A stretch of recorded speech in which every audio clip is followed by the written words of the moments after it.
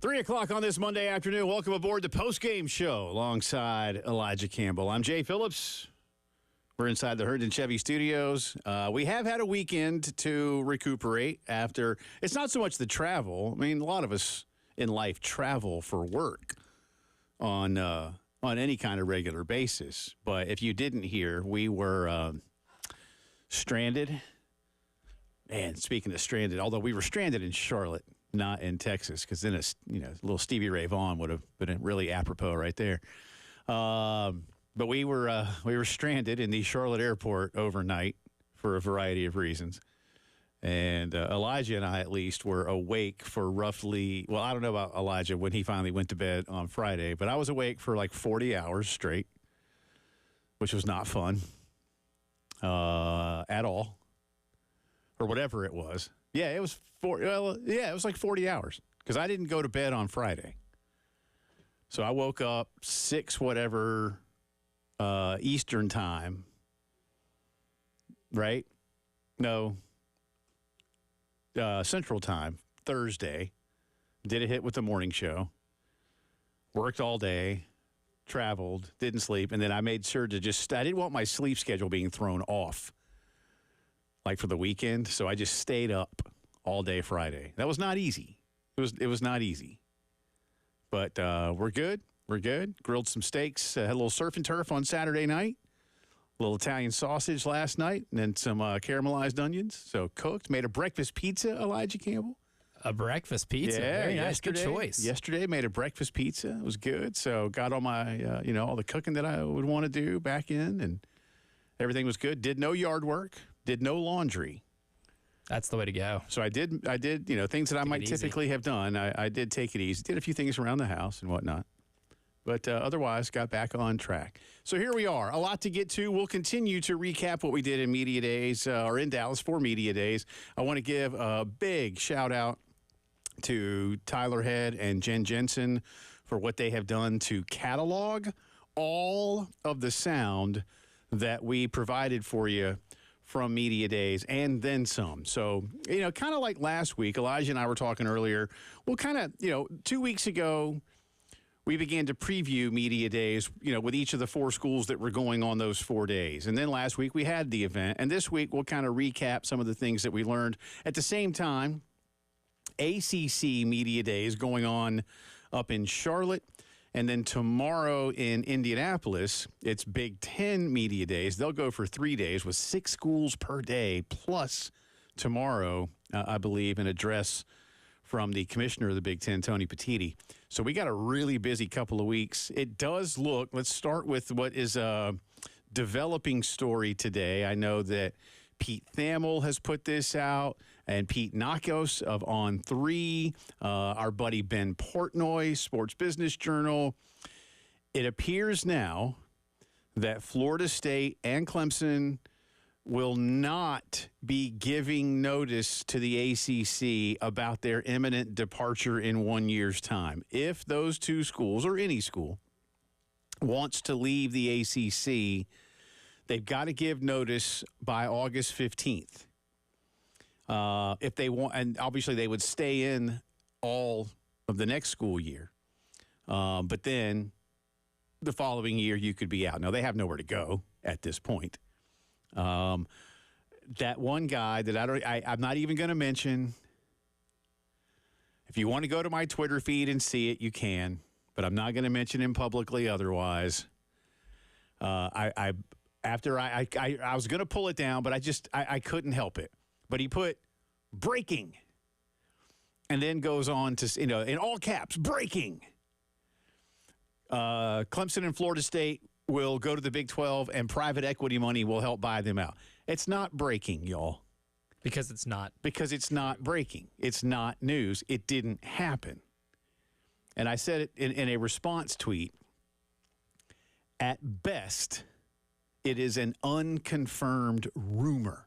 At best. And believe me, that's really not its best, okay? This, by the way, has zero to do with Florida State or Clemson and everything to do with this dude. Now, it may end up that that's true. I'm not saying he's just making it up. But if it were breaking news, it would be coming from the Big Ten offices in Dallas via Commissioner Brett Yormark. And subsequently, it would come from campus in Clemson and in Tallahassee. Or more reputable sources who kind of do the whole breaking news thing on a regular basis. Yeah, but this is not, again, maybe it's true, maybe it's not. I don't know. And as I've said, it's not that I don't care, but I really don't care that much. Whatever happens is going to ultimately happen. By the way, today, as we say in the South, bless their hearts. Apparently, the ACC network went down while Jim Phillips was doing his live commissioner's address.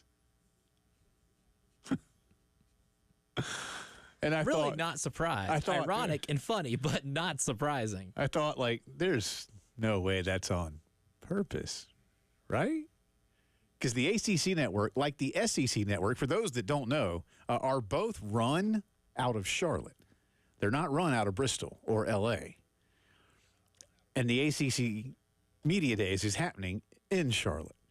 So what a horrible time. As all of this goes on and there's talk of the ESPN next winter being able to do a look-in with the deal with the ACC and whatever. And then while the commissioner is talking, or even maybe before he was supposed to, but a bunch of people screenshotted it, like the event you want to watch is having technical difficulty. And I thought, oh, that's rough. This is like the ultimate. You had one job, right? Yeah. Your conference is held together by Elmer's glue and enthusiasm from some, and what can save you is just doing the basics, do the bare minimum, improve your TV product. And the one time your commissioner is speaking, you can't carry it because something went wrong. You had one job. For what it's worth, air the press conference. One job. Yeah, one job. For what it's worth, Jim Phillips did say that the conference will continue to fight what Clemson and Florida State are doing. And, remember, Clemson and Florida State aren't necessarily marching in lockstep with one another. Florida State is, again, throwing a temper tantrum and acting like a petulant child. Clemson, at least, is attempting to do many of the same things, but from a different approach. What ultimately happens with those two, and certainly with North Carolina. And for those of you who listened to a lot of what we did last week with some of just the national college football analysts that we spoke with on or really on and off air, the huge consensus here is still that North Carolina, the University of North Carolina, remains the biggest prize in all of this. And I know that rankles Clemson fans and Florida State fans to no end. But you can't make them understand why North Carolina is the real prize. And to, really almost 1B extent, the University of Virginia. And it doesn't – I know football success is what Florida State and Clemson fans want to look at, and I get it. They are better at football. They're not even, in my opinion, the most ardent North Carolina supporter would argue that North Carolina is better at football as we speak than Clemson or Florida State, or even historically. There was a time, I'll go back and I'll take a quick, step off the path. But Elijah, when Lawrence Taylor was at North Carolina and guys like Micah Moon and Amos Lawrence and a few others, like they were ready, man. They were poised. And then it just didn't happen. For whatever reasons, I don't know if back then, 41, 2, 3 years ago, the powers that be, because at the same time, of course, the basketball team had already played for a couple of titles under Dean Smith in recent history. They won one with Coach McGuire back in the 50s, but they were obviously excellent. And right around then is when the rise, Worthy was there, Perkins was there, Jordan came the next year, and they were, I don't know if somebody said, wait.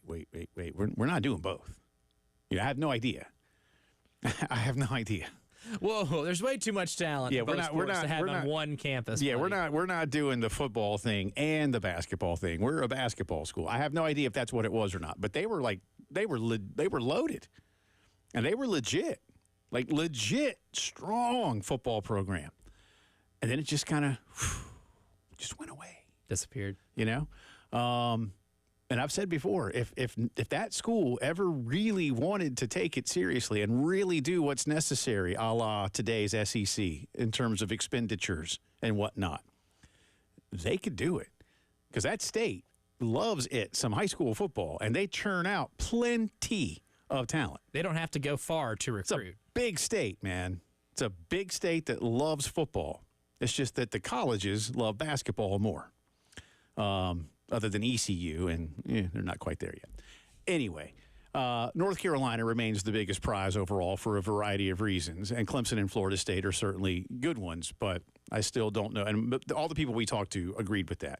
And again, the consensus last week was the SEC just doesn't need you. They may or may not want you, and no one has slammed any door shut and thrown the key in the ocean, but it's a tall mountain to climb for Clemson and Florida State to get into the Southeastern Conference, the Big Ten Conference, and the Big 12 maybe to come back around to what we were talking about. But this guy's saying, "Oh, breaking." No, it's not breaking, man. It's not breaking news. Some of y'all didn't go to journalism school. No, it's just not even close to breaking news. Again, it's unsubstantiated rumor at best. And at worst, you are just concocting something because some dude told something that goes into the whole Ferris Bueller thing. It was, somebody saw somebody that saw somebody at 31 Flavors, and Ferris is dead. Well, Ferris isn't dead. He's doing fine. So we'll see. He gets a lot of clicks on this thing. See how all that works out for you. But we'll give you a few updates on what's going on around ACC Media Days. And again, the Big Ten event begins tomorrow in Indianapolis. Speaking of SEC Media Days, as we head into our first break, thrown out a poll question for you today, and it has to do with how the Gamecocks are being viewed. And that'll be a lot of what we discussed today. Here's the poll question. The Gamecocks were picked to finish 13th in conference football this season by voters at SEC Media Days. How do you feel about that prediction? A, too high. B, too low. C, just right. Hit us up at jphillips1075. I'll get Elijah to retweet this on the station feed. That way it might be easier for you. I'll give you some details and current percentages coming up. We'll run this through the end of the program. A lot to get to around what happened at Media Days. Some big news for the Atlanta Braves, and it indirectly involves Gamecock baseball. You might start to put that 2 and 2 together. Lots to do. 803-404-6100. This is the postgame show.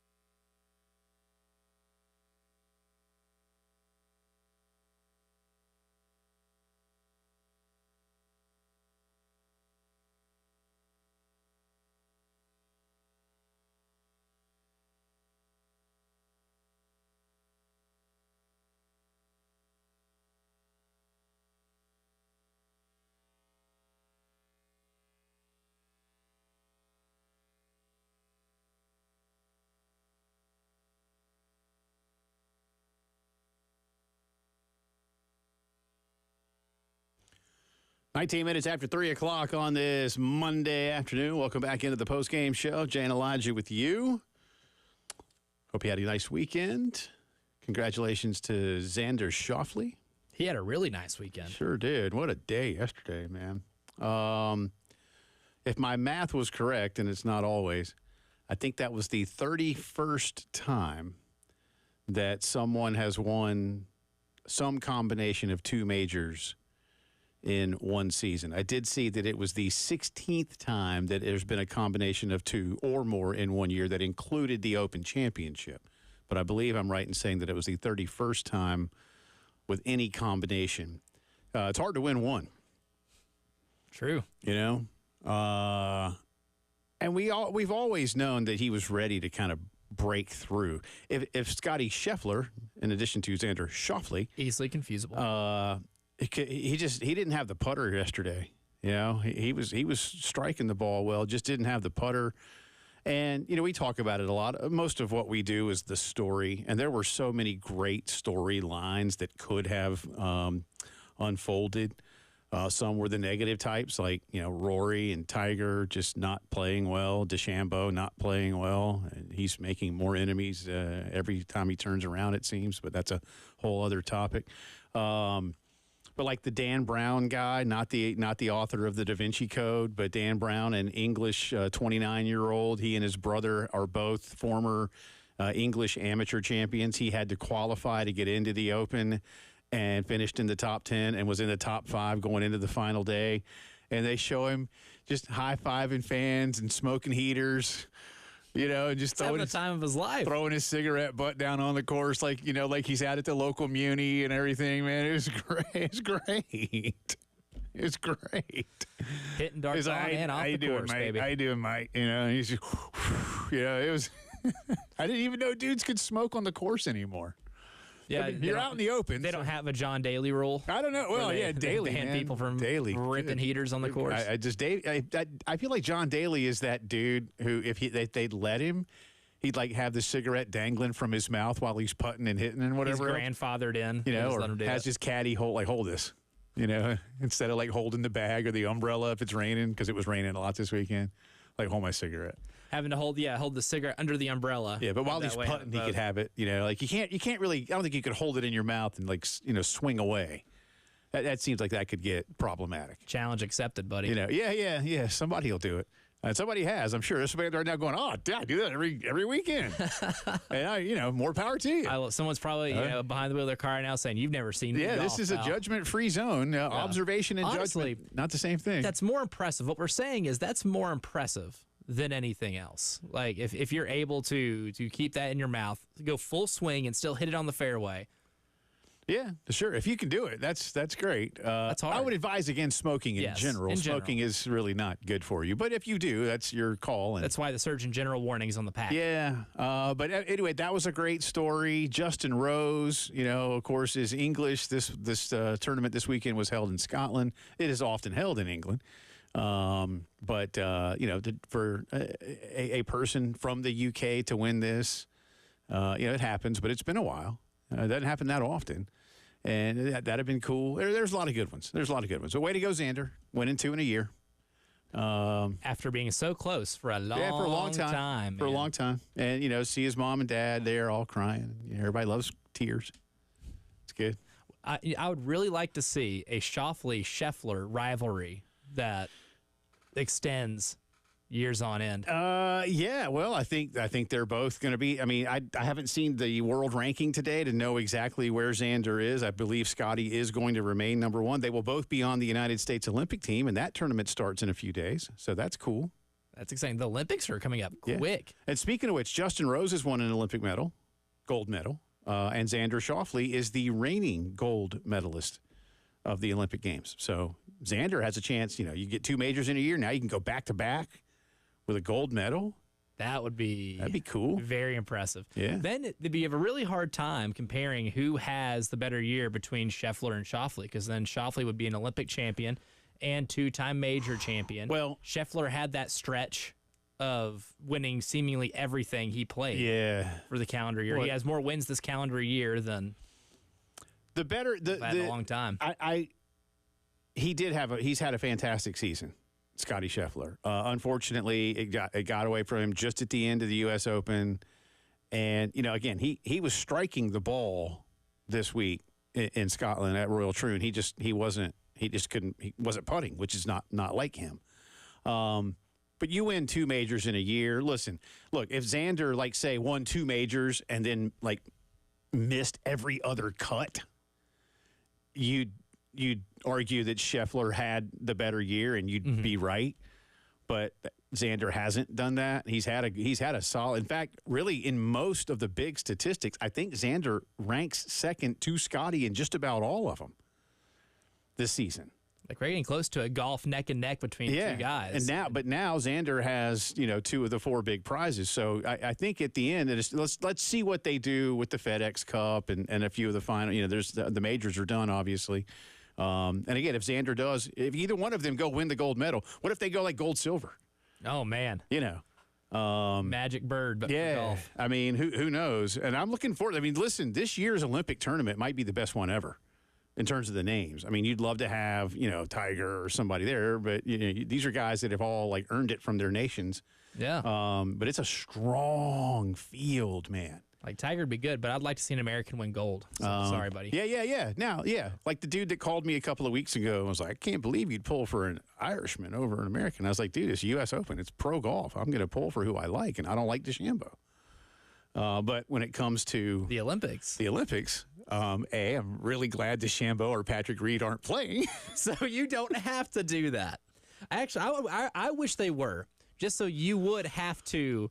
If they were to have won the gold medal, be talk about a really hold your nose moment, man. It's like that. I don't like. I just don't like those really 2 guys, man. And has the mask of the smiling face on it. It's like, go USA. Yeah. And you're the guy behind the mask. No, I'd be pulling. Listen, in international competitions, when you are waving the flag and you're wearing USA on the uniform or shirt in this case or cap, I'm pulling for you. I am. Even if it were. Well, I will say, if it were Patrick Reed, it would be so bleeping hard for me. I don't have the dislike for Bryson that I do for Reed, because I've heard from enough people in the golfing community about some of the things that Reed has done, and it just, barf. Some Aaron Rodgers-esque. Even beyond that, man. Even beyond that. But Bryson's just kind of goofy and then left for the Live Tour. And Reed did too. Reed made it easy for me. Yeah. Again, anyway, I don't have to worry about that. See, if the entire St. Louis Cardinals were picked to represent the United States in an Olympic baseball tournament, still wouldn't cheer for him. I don't know if I could. Couldn't do it. But that's where I draw my line. But I did. If y'all missed it, I had a guy call. He didn't holler at me. And then once I told him what I was thinking, he was like, all right, I get that. But I think he's just busting you up a little bit. I think he thought I should pull for an American regardless. I was like, no, not in the pros. And then I think what was my analogy was like, I don't want Bryce Harper to throw out Ronald Acuna at the plate because Ronald's from Venezuela and Bryce is from America. Because I hate the Phillies. Anyway, poll question. Gamecocks picked to finish 13th in conference football this season by voters at SEC Media Days. How do you feel about that prediction? A, too high. I mean, there's a couple of you that think that's too high. We'll get you some percentages in just a second. B, too low. Or C, just right. As we speak, we're nearing 200 votes. 59.7% of you, 59.7, say it's too low. You want them a little higher. 36.5%, just right. 3.8% of you say it's too high, that South Carolina should be 14th, 15th, or 16th. I voted them 11th in my. Let me make sure of that real quick here because I've already forgotten, Elijah. I voted them 12th. Let me. So by virtue of the question, they got a little too low. Yeah.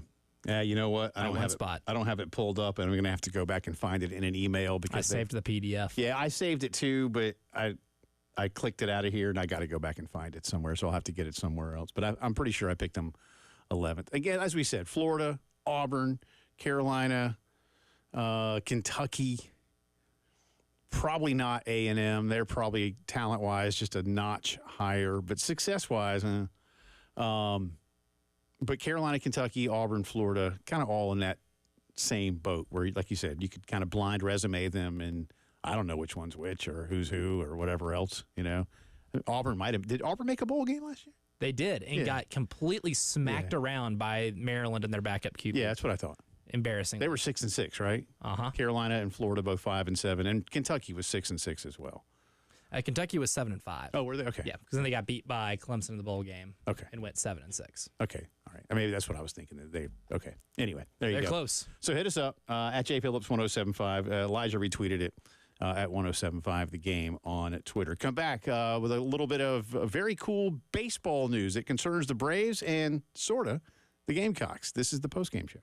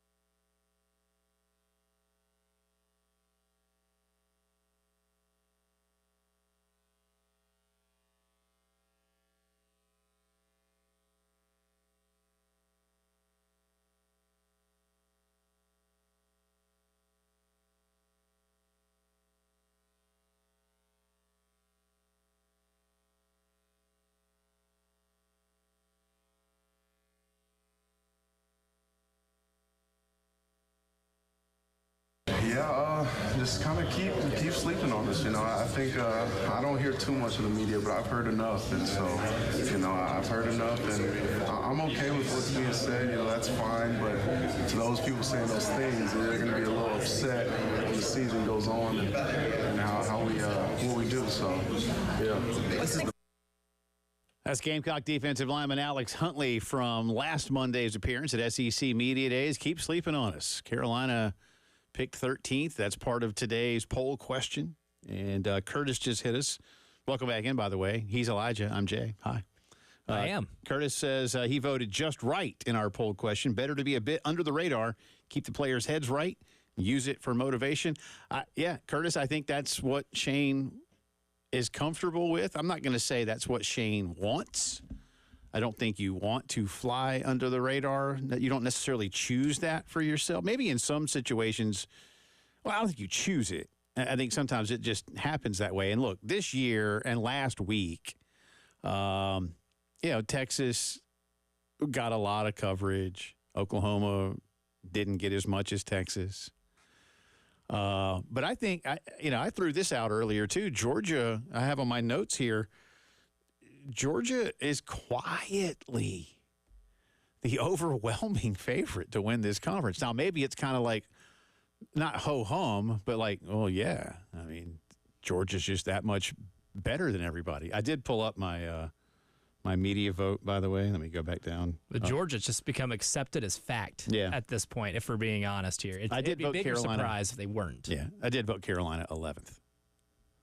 So I agree with some people that little too low perhaps, but just right. Listen, go win football games. This is not hard. Go win football games and change the narrative. That's the only way to do it. Mm-hmm. Yeah. And I'm one of those. I saw Dan Orlovsky say this earlier today in some form or fashion, not about Carolina, but just in general. And I said this a bunch. Tell me how you lost. I do care if you win or lose, but how are you losing? Last year in a lot of games, you couldn't protect and you couldn't tackle. For as great as the Tennessee display was in 22, it was nearly equally as bad in 23 in terms of Carolina's inability to protect Spencer Rattler. And then a couple of just, mistakes late in the first half doomed them, and Tennessee just went on to kind of roll away from them. Couldn't tackle against Florida, In the two plays where you needed to most, where you got in a position. Yeah, you were there. Third, fourth and long. Yeah. And you can't tackle. And one of my favorite all-time quotes from one of my basketball coaches back in my playing days was, if you keep messing up, you keep, letting opportunities slip away, bad teams will have good luck against you. It always happens. And what happened after those two long conversions? An act of God play where it bounces off Ricky Pearsall's hands, and Florida still catches the ball and gets right in position to score the game-winning touchdown. And in stride, too. Not just bounce it, but bounces in perfect stride. You can't do that again if you try. Yeah, it's one of those things. That's a 1 in 100. I can throw it at your hands, even from our distance right here, which isn't very far away, and I can't get one to bounce perfectly like that to somebody else in stride running behind you. No. That was just one of those things, and that wasn't it alone, but you've got, you put, as you said, you allowed Florida to be in a position where dumb luck went their way. But anyway, go win football games. Yeah. That's it. Go win football games. That's simple. But we'll come back around to this and a lot more around SEC Media Days. In the meantime, and look, the reason this had to be done is bad, but it is kind of cool how it works out. Let's see. But if you haven't yet heard today, Whit Merrifield has signed a major league contract with the Braves. He was cut by the Phillies last week, hitting just under 200, just 3 homers, 11 RBI, and 174 plate appearances. Hard to believe now that Whit is 35 years old. He's on an $8 million deal. The Braves will only be responsible for their prorated portion of the major league minimum. So the Braves are only going to have to pay him around $400,000, give or take, $300,000-$400,000. If I do my math correctly. But the reason that any utility player had to be signed is because Ozzie Albies is on the IL for roughly 2 months. So Ozzie could come back, right at the end of the regular season, maybe with about 2 to 3 weeks left in the regular season, if all goes well with his rehab. He fractured his wrist yesterday against St. Louis. Before the game, the Braves had placed Max Fried on the IL, 15-day, with some left arm tightness, and that's not good when you're a left-handed pitcher. So Max is going to miss a couple of starts. And while his win-loss percentage isn't fantastic, his ERA is just a shade over 3. He's having a very good season, and he's keeping the Braves in a lot of games. Example 1 billion as to why win-loss records. No, that's fair. Skill. That's fair. But again, Albies is going to be gone for a bit. Now the Braves are not going to have Whit Merrifield immediately start in the infield, but David O'Brien of The Athletic did report today, and backed up by Mark Bowman of MLB.com, who covers the Braves, that they're going to give Whit a shot to play they both said a corner outfield spot. What that looks like exactly, I don't know. The Braves, and this will not be the only move the Braves made. I don't know that they would have done this if Ozzie isn't hurt yesterday. However, the Braves are calling up the number 1 prospect in the organization, a young man named Nacho Alvarez, who is a shortstop by trade, but will be playing second base while Ozzie is out. And I saw, as a quick aside, I saw David O'Brien kind of light up a guy on Twitter, like, why don't they just have Alvarez play short and move, let Whit play second, and then Arcia could be the backup. And he's like, in so many words, he's like, man, Arcia is now become a really great major league shortstop and a former 2-time All-Star. They're not moving him to the bench. He's staying. He's the shortstop. I mean, he's been the everyday shortstop now for 2 seasons on a good to great team. He's there. And he's reaching his peak. Yeah, and you don't. His prime. And then I saw some suggestions of just let Alvarez sit the Braves don't do that. Some clubs might. I don't know. I don't speak for other clubs, but as an avid Atlanta Braves follower and fan, the Braves' philosophy is that when they call up the youngsters that otherwise need to be playing every day to the big club, they're going to play at the big club, because otherwise, that's the point of bringing them up. Yeah, you don't bring them up. Exactly. I mean, you can't develop by sitting on the bench. That's a pretty much proven fact. Yes, you can watch the big leaguers do it, but hell, man, that's what spring training's for. And even then, you're going to play. So Nacho's going to play second base. Arcia will still continue to be the shortstop, but they will use Whit. The Braves are not a team that has dudes, sit and collect dust and cobwebs. They will use you, so they'll find a way. And if let's say it looks like maybe Nacho Alvarez isn't acclimating to the bigs, then you might see Whit get a few days at second base here or there, or again dispel somebody in the outfield. But I love it. They've called Whit now super utility man. I saw the Jeff Passan tweet. Yeah, he was a super utility man. Can I be honest, dude? For as much as I follow baseball, maybe I just don't pay attention. I don't think I've ever seen the term super utility man. Well, it's just a utility man with a cape. Actually, Whit Merrifield will put on a little Robin mask, and at night he fights crime after baseball games. That's cool. And, Whit could be the guy to do that. I'm going to be more like with Edna in The Incredibles, though. No capes.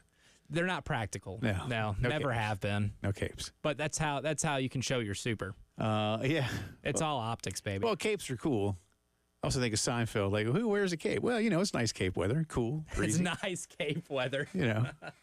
And then you say, no, actually, that's true. Who does wear a cape?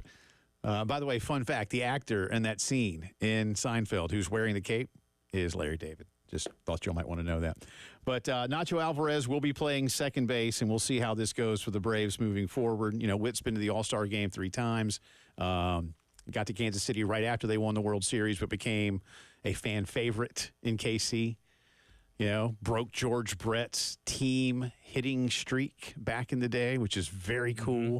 Stole a whole lot of bases. Stole some bases. Fantasy baseball cheat code at the time, man. Yeah. He was awesome. But the Braves just banged up. They're 10 games over. The Cards took 2 or 3. They split it up. They got rained out Friday night, split a doubleheader Saturday, and then the Cardinals won yesterday. I'm pulling for my team, but it's getting tough. It's getting tough right now. Now you got to really hold on. Come back on the other side. Elijah says he did sleep this weekend. I don't know if I believe him, and he's going to tell you why as the postgame show continues.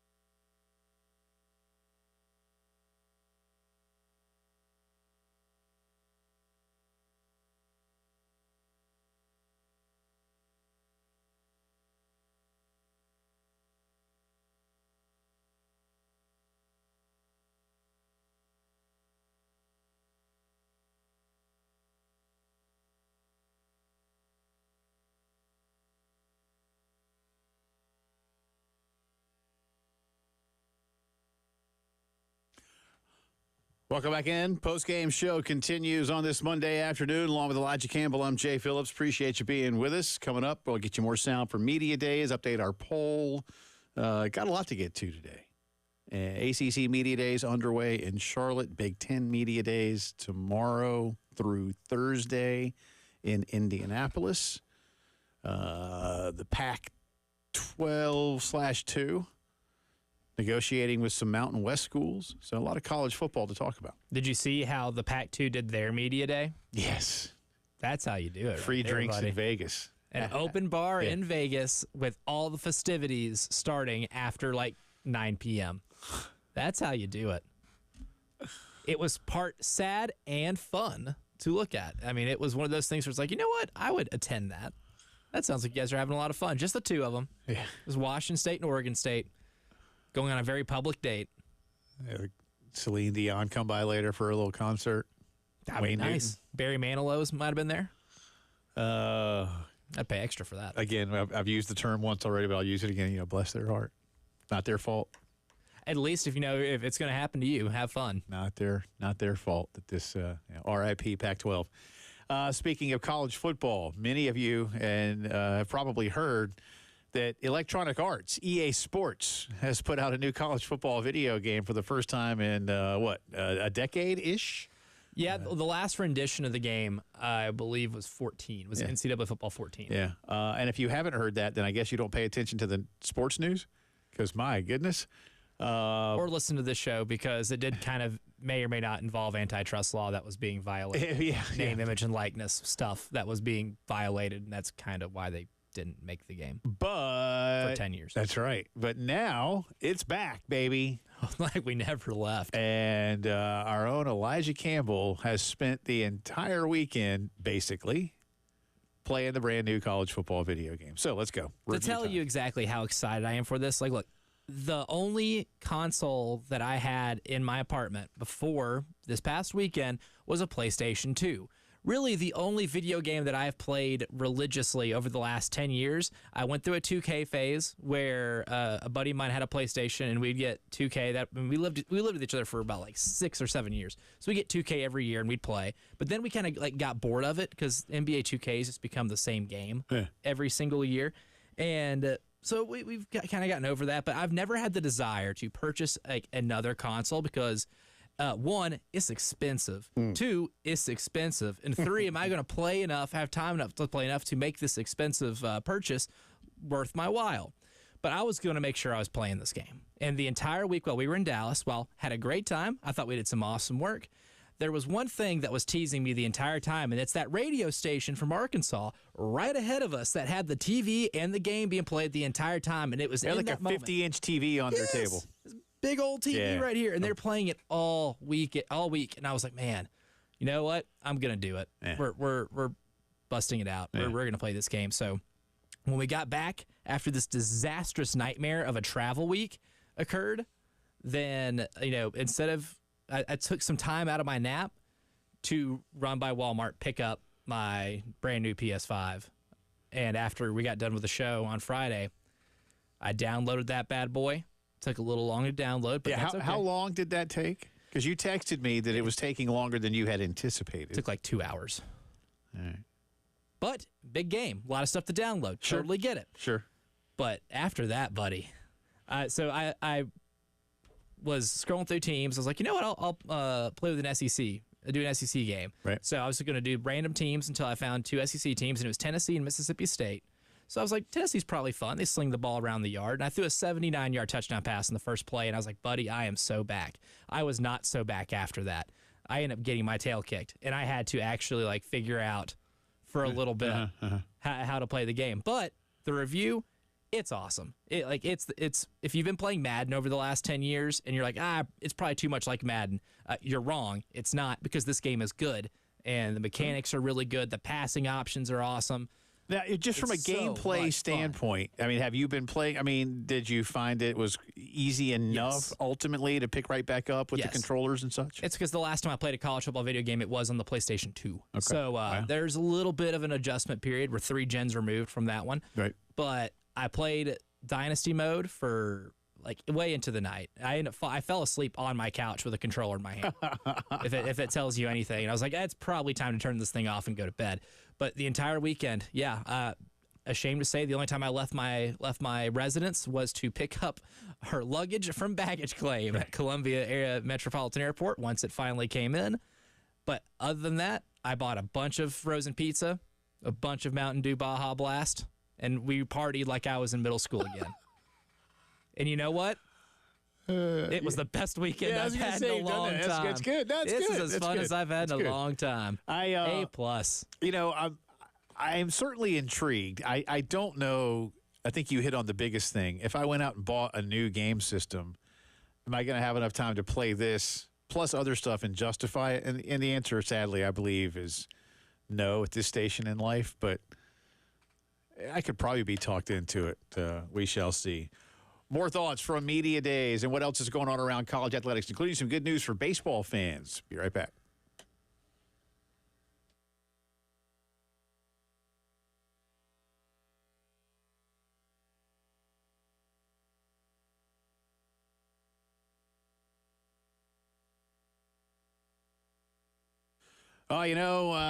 School is coming up here. As your kids get a little bit older, maybe you got one going off to college, and maybe, one of the things they need is their own vehicle, or they're in college, or they're in high school. You need them to, carpool the kids around, or whatever it is, or you just want a car for yourself. I mean, gee whiz, do something for you, right? No better place than Palmetto Citizens Federal Credit Union to finance your vehicle. They offer the same low rates on all new to 2021 models, and there are some fantastic options for older vehicles as well, and all of them you can set up to have no payments for up to 90 days. They can finance over 100% of the retail or purchase price on new to 21 models, and they offer additional coverage and insurance options dealerships cannot beat. Check with Palmetto Citizens before you finance anywhere else to see how much you can save. For that and all your banking needs, check out palmettocitizens.org. Join my wife and me as members. Achieve your potential at Palmetto Citizens.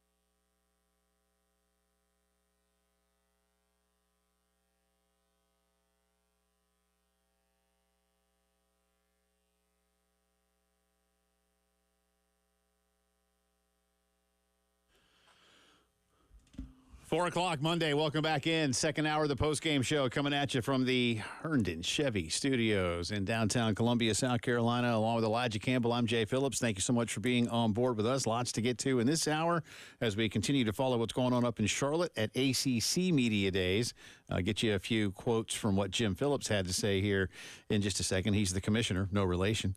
It is making news today that Florida State and Clemson are not expected by August the 15th to notify the Atlantic Coast Conference of their imminent departure for the 25-26 school year. That's what you got to do. Basically, you got to let them know a year in advance if you want to leave.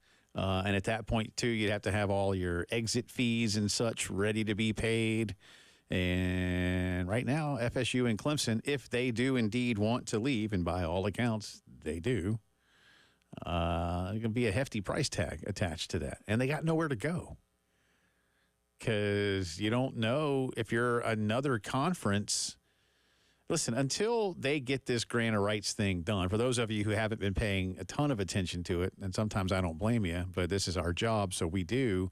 The catch here, you know, again, we talked to a bunch of people last week about this, and it's kind of funny in a weird way to see fans, I suppose, primarily of those two schools just go, oh, well, or even just third-party fans, too. Well, they're just going to the SEC or Big Ten. Well, I mean, again, maybe, but right now, you don't just get to snap your fingers and go do that. You can in the video game, though. Yeah.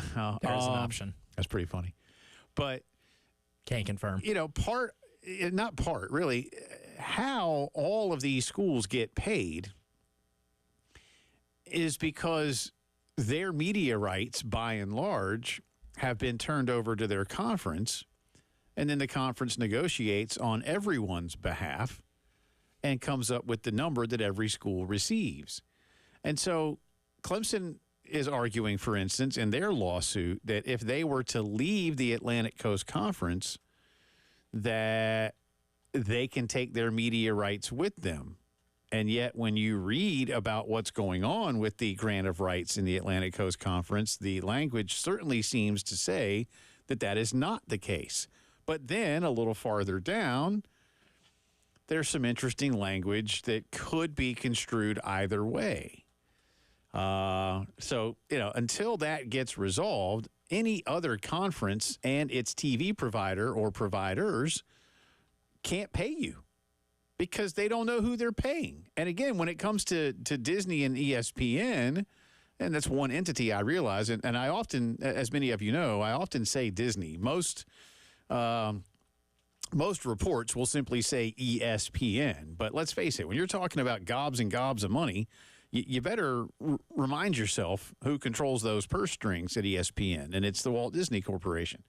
They're not in the habit, Elijah, as you and I have talked about before, of negotiating against themselves for no reason. Why pay twice as much for something if it's the exact same thing and I'm already paying for it? And that's what's happening with FSU and Clemson. And basically in so many ways, as y'all have surmised, Clemson and Florida State believe they are worth more. They're the NFL player that holds out for the new contract. Only in this case, they can't hold out because that's not how it works. Because they actually have to, they do have to go play. That's part of the agreement. You've got to perform. And look, an NFL player would too. Don't get me wrong. You know, you can hold out all year, man. We don't have to pay you. You know, you get paid to play. But they're not going to hold out. They're going to play. Clemson and Florida State, I mean. Well, it's a game of chicken. That's what they're trying to do right now in a lot of ways, is be that player that holds out for more money. Sometimes it works. And sometimes it's like, all right, go somewhere else. You know, how good are you? Be that way. Yeah, if that's what you want, then go do it. So until the grant of rights issue is resolved and a new conference knows that Clemson and or Florida State control their rights and then bring them into their league, they can't go anywhere. And they know that, but I think a lot of fans and some observers around the country just don't really understand that. But Jim Phillips, the commissioner of the ACC today, says that they will fight the lawsuits. They, the conference, will fight the lawsuit, quote, for as long as it takes. And he said this conference is bigger than any one school or schools. Quote, I can state that we will fight to protect the ACC and our members for as long as it takes. We are confident in this league and that it will remain a premier conference in college athletics for the long-term future. These disputes continue to be extremely damaging, disruptive, and incredibly harmful to the league. And he also noted that they have signed these agreements twice, both schools, twice in both 2013 and 2016, adding, quite frankly, they eagerly agreed to our current television contract and the launch of the ACC network. The ACC, our collective membership and conference office, deserves better. Of John Swofford, who Florida State has accused of basically not like cooking the books or anything, but getting some deals done to help his son out and some other stuff. Jim Phillips said, John Swofford is a decent and honorable man and is widely respected in our industry. He led this conference with a steady hand for over 2 decades and did so through consensus and compromise. And then he went on to add, there isn't a day that doesn't go by that I don't spend some time on the legal cases. I don't think that's going to change. We've proven that you have to move forward even with these types of distractions, end quote, from Jim Phillips, commissioner of the ACC. And he said that the working relationships when it comes to athletics, you know, again, you got to move forward this season. He says that Clemson and FSU are being cooperative. And why wouldn't they be? It doesn't. Listen, Florida State's doing enough PR damage with some of this stuff. The best thing they can do is designate some people within the athletics department in Tallahassee to work within the conference structure regardless, because at some point, somebody's going to be looking in going, what kind of partner might they be? You know? And look, again, whether you think this is political or not, I don't care. But this political stunt that the Attorney General of Florida is pulling does no good for anybody.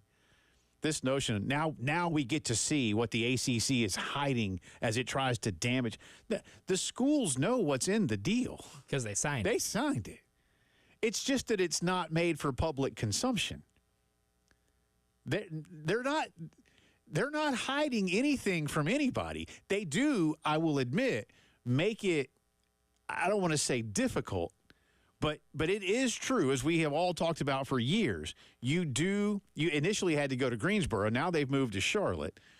But you do have to go to the conference headquarters building, and you are under observation by a conference staffer while you, the school, and your attorneys review these documents. There is one copy. They do not send out electronic copies. You don't get to go to the Xerox machine down the hall at the ACC headquarters and take one home with you. So if you have a PDF of this thing, it's not real and you've been dipped. They don't let you take pictures of it, you know, and if you're caught doing that, there's some type of penalty, I'm sure. You know, you get zapped by something as you walk through a door. I don't know. I even read today that if the person with the conference that's observing you needs like a bathroom break, that they say, hey, I got to go to the John. You're coming with me. Y'all got to go. Y'all got to leave the room. Can't look at this unobserved.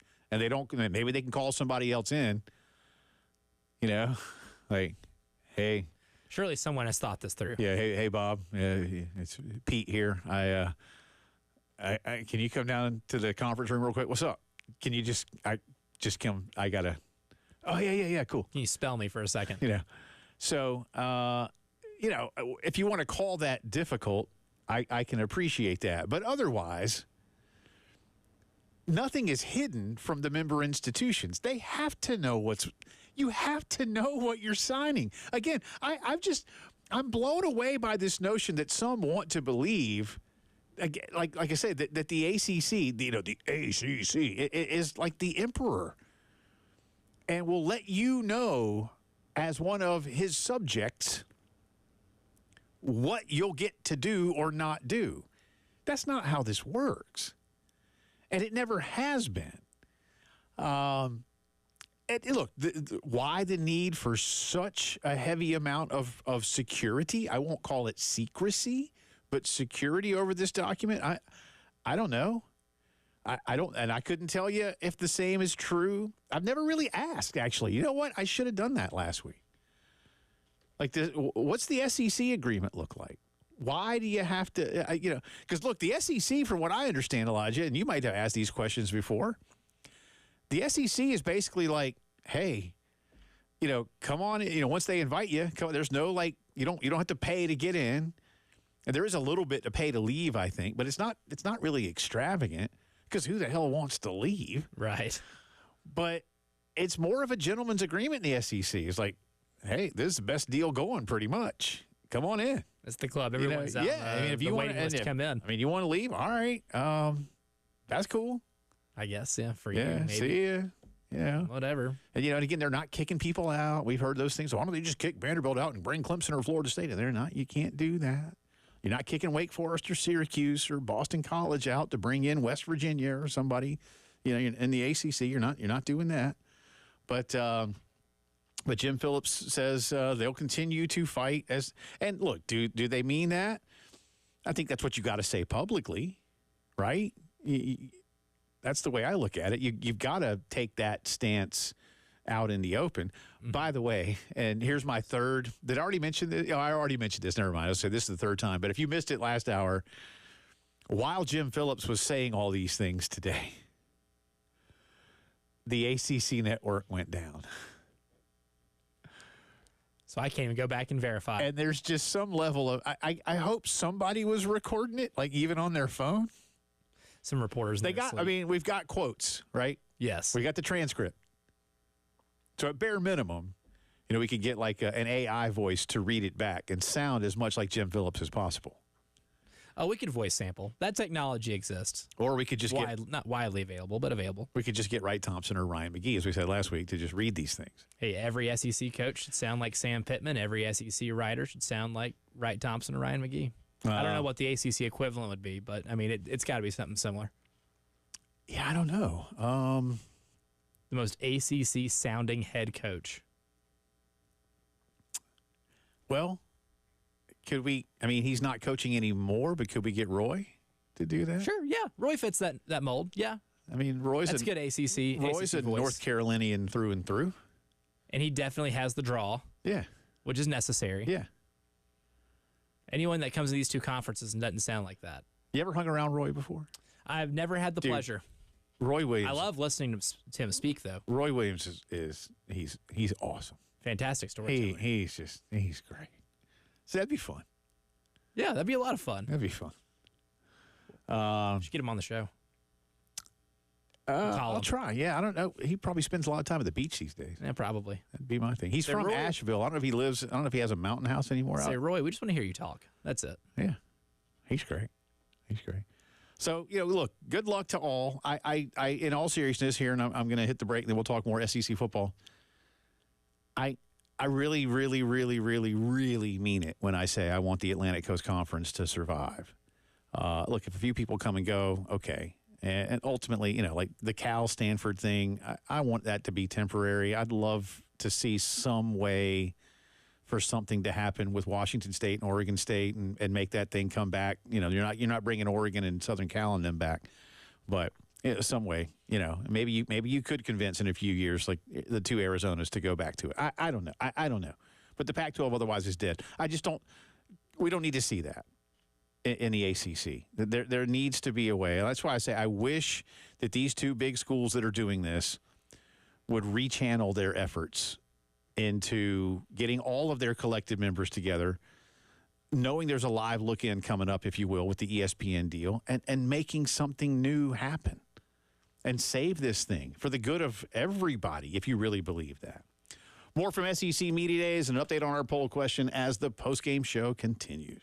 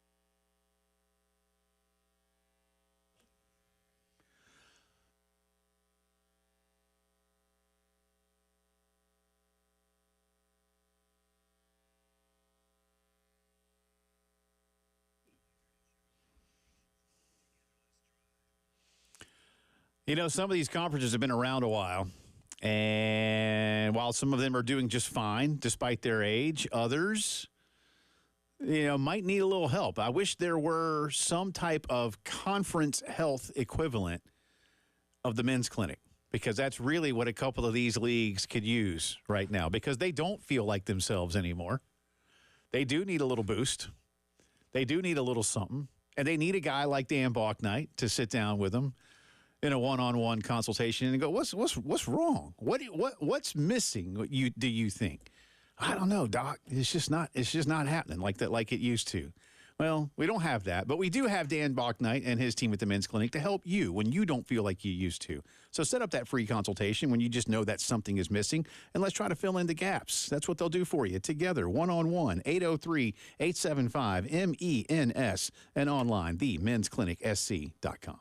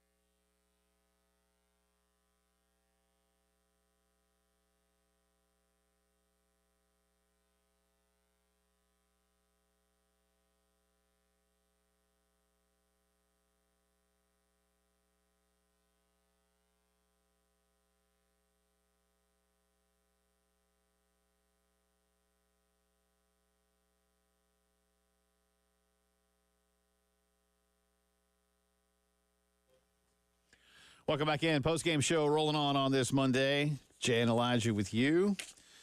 SEC Media Days wrapped up on Thursday. Gamecocks picked 13th. How do you feel about that? That's today's poll question. Let me get back to it, and I'll read it to you verbatim if my interwebs will cooperate. The Gamecocks picked to finish 13th in conference football this season by voters at SEC Media Days. How do you feel about that prediction? A, too high. B, too low. C, just right. We've gone past the 200 vote mark. 57.4% say it's too low. 37.5%, just right. 5.1%. Now, that one's moved up. Too high. I have a hunch that could be either third-party observers or fans of the rival school. Unless you're just a pessimistic Gamecock. It could be a few of those, too. I think there could be a few of those. Yeah. Curtis hit us and said it was just about right. And I voted him 11th in terms of predicted order of finish. I don't know what that means from a win-loss standpoint. Just a reminder, too, no divisions anymore in the Southeastern Conference. Georgia was picked to play Texas for the SEC championship, and Georgia the overwhelming favorite to win that game at this point. And yet Texas got a lot of the hype. We'll see. If Texas has another big-time year, last year they finally won the Big 12 again. It's been a while. They obviously came within literally successful play of winning their semifinal game and moving on to a championship opportunity. Didn't happen for them. The bulk of their quality players return. I do think Steve Sarkisian has grown into his role. I still sometimes worry about how he shoulders the pressure and expectations in Austin, specifically in a town like that. Again, that's why I think Mac Brown was successful, because Mac is really good at that. I don't think Tom Herman could do it. And we'll see, Sark. Look, Sark had a couple of bad years too. And then but it is building, and he has seen, like Lane Kiffin, like Kirby Smart, he has seen firsthand for a few years what it looks like when you work with Nick Saban and how much of a total package all of it is. So I'm not a Texas hater. I'm not a disbeliever. But, a few years ago who was the quarterback? Ellinger? Oh, yeah, Sam Ellinger. Sam Ellinger, oh, yeah, Texas is back, and then they went 8-5 the next year. And they were losing 5 games a year for over a 10-year period. It's, you should do more. But anyway, so hit us up and give us a vote. We're going to run that through the end of today's show. So right now, again, 57.4% of you say it's too low. And if you have some additional comments, by all means, leave those on the Twitter feed as well. In the meantime, Carolina went last Monday, and what we're kind of doing today, a little bit of recapping from some of the schools that went. But to be completely honest with you, there's so much sound that we're able to gather at Media Days. We can't get to all of it while the event itself is going on, especially when we bring so many terrific guests by the table on Radio Row. If you would, Elijah, let's get to Luke Doty. And I want you to start, if you don't mind, please, sir, with cut number 35 on the Luke Doty list here. Here is Luke discussing what he sees in new Gamecock quarterback Lenore Sellers. That was it. Okay. Yeah. Sorry, Jordan. I think Lenore's done a great job. He had a great spring, great winter. He's really stepping into the role as a leader. I think Boogie said it. He's, kind of a quiet guy, kind of reserved, but he's really taking that leadership role seriously. And he wants everybody to know that, right now he's the guy. And obviously it's still a competition, but Lenore's has done a great job preparing. He does a great job preparing every single day, whether it be, workout, practice, meetings. He's done a really great job so far, and we're going to need him. We're going to need everything he has this fall. Listen, the leader part, I think, that's what's crucial, obviously, for that position. And so many seemingly gravitate, right toward that young man. And when you're around him, it's pretty easy to see why. Got a hit on the Firehouse Subs text line from an Auburn fan. It said, I think Robbie Ashford is a good athletic quarterback and probably wasn't used properly at Auburn. He can make things happen. Yeah, sure. I mean, there's every reason to think that and believe that. My question, and I'm serious when I say this, Elijah, what what does the competition look like next month when August camp begins? What do Dowell and Shane do when, for all practical purposes, you've said Lenoris is number one, at least coming out of spring? Now, they both had the caveat of, hey, that's coming out of spring. That's not necessarily going into game one. But what does that look like? I mean, you can always create competition. Even Will Muschamp, you say, we try to create adversity in practice. You know, what does that look like? I'll be curious because I think you've got to have Lenoris get pushed maybe harder than you might want to, if you follow my drift. Oh, yeah. We'll have to make him sweat it out a little bit, right? And that's one of the reasons why you bring a quarterback who's got a similar skill set to him with Robbie, who's a big body, who's got a strong arm and can scoot a little bit too, right? I mean, that's so really when you bring in a quarterback just like that, you do it for a multitude of reasons. One, to help push him in practice, and two, if something would ever happen in a game with either of them, whoever's the backup, you're coming in, you're not changing the offense that much. I do feel like it was one of the worst kept secrets at SEC Media Days that Sellers is the guy, because if you'd ask Shane would say, well, it's still a competition, but everybody that covers the team knows. I think most people know that it's Lenoris's to lose. And the way the messaging is, you can't. That's one of the reasons when Mike Uva was here a couple weeks ago, we were talking about the guys they were sending to media days. I had my list of people I would have liked to heard from and who was likely to hear from. And when we talked about Lenoris, it's like, well, that'd basically be publicly saying he's going to be the starter next season. So it's not something that would happen. Although one Atlanta area writer just assumed that since they sent Luke Doty and because he's played some quarterback that, I guess Luke Doty. And a lot of us had to kind of go around and go, yeah, it ain't Luke Doty, man. Say, buddy, he wasn't even a quarterback last year. Yeah, Hate to break it to you. He's a good player and glad he's here and he can help this team, but he's not QB1. He's not, no. He is not QB1, 2, or 3, or maybe 4. He's in the wide receivers there somewhere. Yeah. I'll give him emergency QB4 if you need it. Yeah. And again, there's a package. Well, so he's the break in case of emergency. He's behind like the little glass there. I'm gonna break it. Before the season, please remind me of this. We need to come up with an over-under with a half on it. Naturally. Of quarterback snaps by Luke Doty. Like how many snaps? Ooh, I like that. Okay. Not today. Not today. Because it'll take a little. Because I want to take some time to really try to handicap it.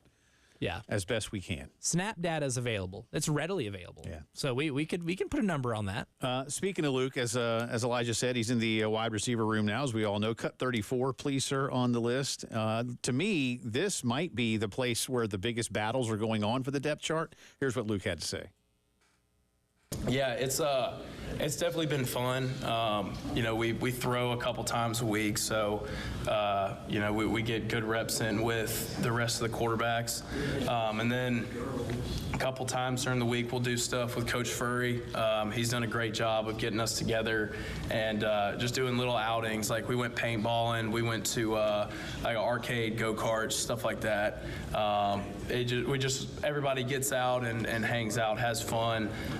Very lighthearted, and then obviously during the week we're working out and getting after it, but everybody knows that we've got each other's backs, and everybody's going to support each other no matter what. A lot of bodies there, not a lot of proven experience. More from media days around the Gamecocks and others as the post-game show rolls on.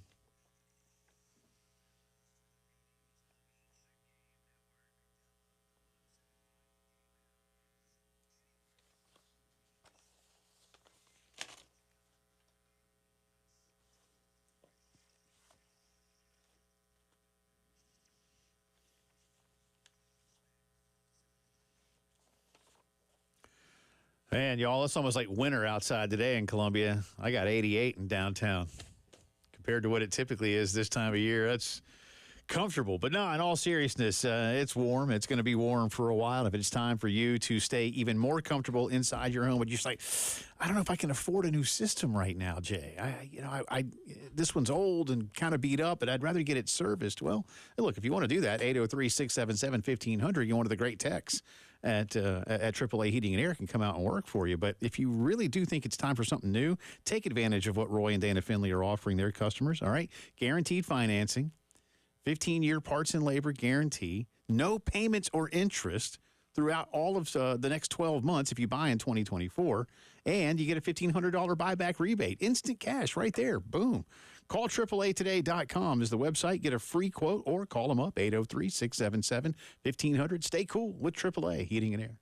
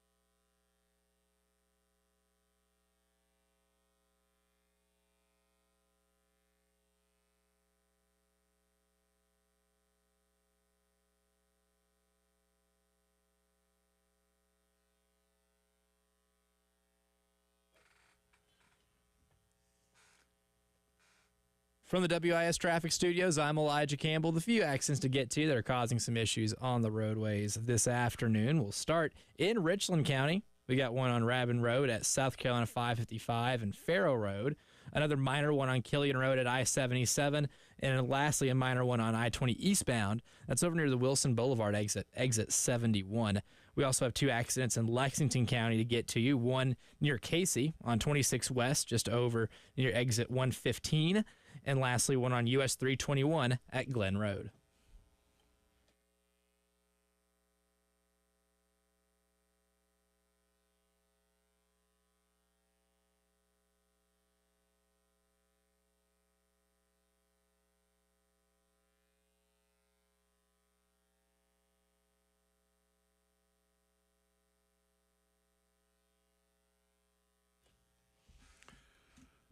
Welcome back in. Live radio. I'm going to adjust my microphone stand because for whatever reason it's deciding it wants to slide down here. So if y'all just give me a second, those of you who are watching the game TV, powered by our good friends at Integrated Media and Shepherd's Glass. Thank you to both. By the way, this is pretty cool. Starting Monday, July 29, we are putting something together called the Best Moments in Gamecock History Since 2000. So like this century. That's right. We're going to be putting up Twitter polls Monday through Thursday, starting on that Monday, the 29th, which is next Monday. That's a week from today. I can do that math. We'll give you 4 choices for the favorite Gamecock moment each day. We take the 4 winners. This is like a bracket challenge kind of thing, but different. Kind of like what we did with the coaches, the coaching search poll for baseball. There you go. Yeah. Those are fun. I thought it was a hit. We will take the 4 winners from week 1 and then start the final Twitter poll on August the 5th. That's in 2 weeks. See what I did there? Hey, look at you. That You're final good at the math thing. That's what, On the fly. That final poll will run all week, and then we'll talk about that on August the 12th, which is 3 weeks. You're killing it. They don't call him Jay the Calendar Phillips for nothing. Know what I'm doing over here. It's all brought to you by our good friends at Columbia Craft on Green Street in the Vista. Yeah, it's exciting. I've been cutting South up. Vista, as Langston and I called it last year. South Vista. That's right, the Sista. That's right. If you will. I've been cutting up video for it all day since I've been in the building with because we're going to include some highlights for the online portion of it.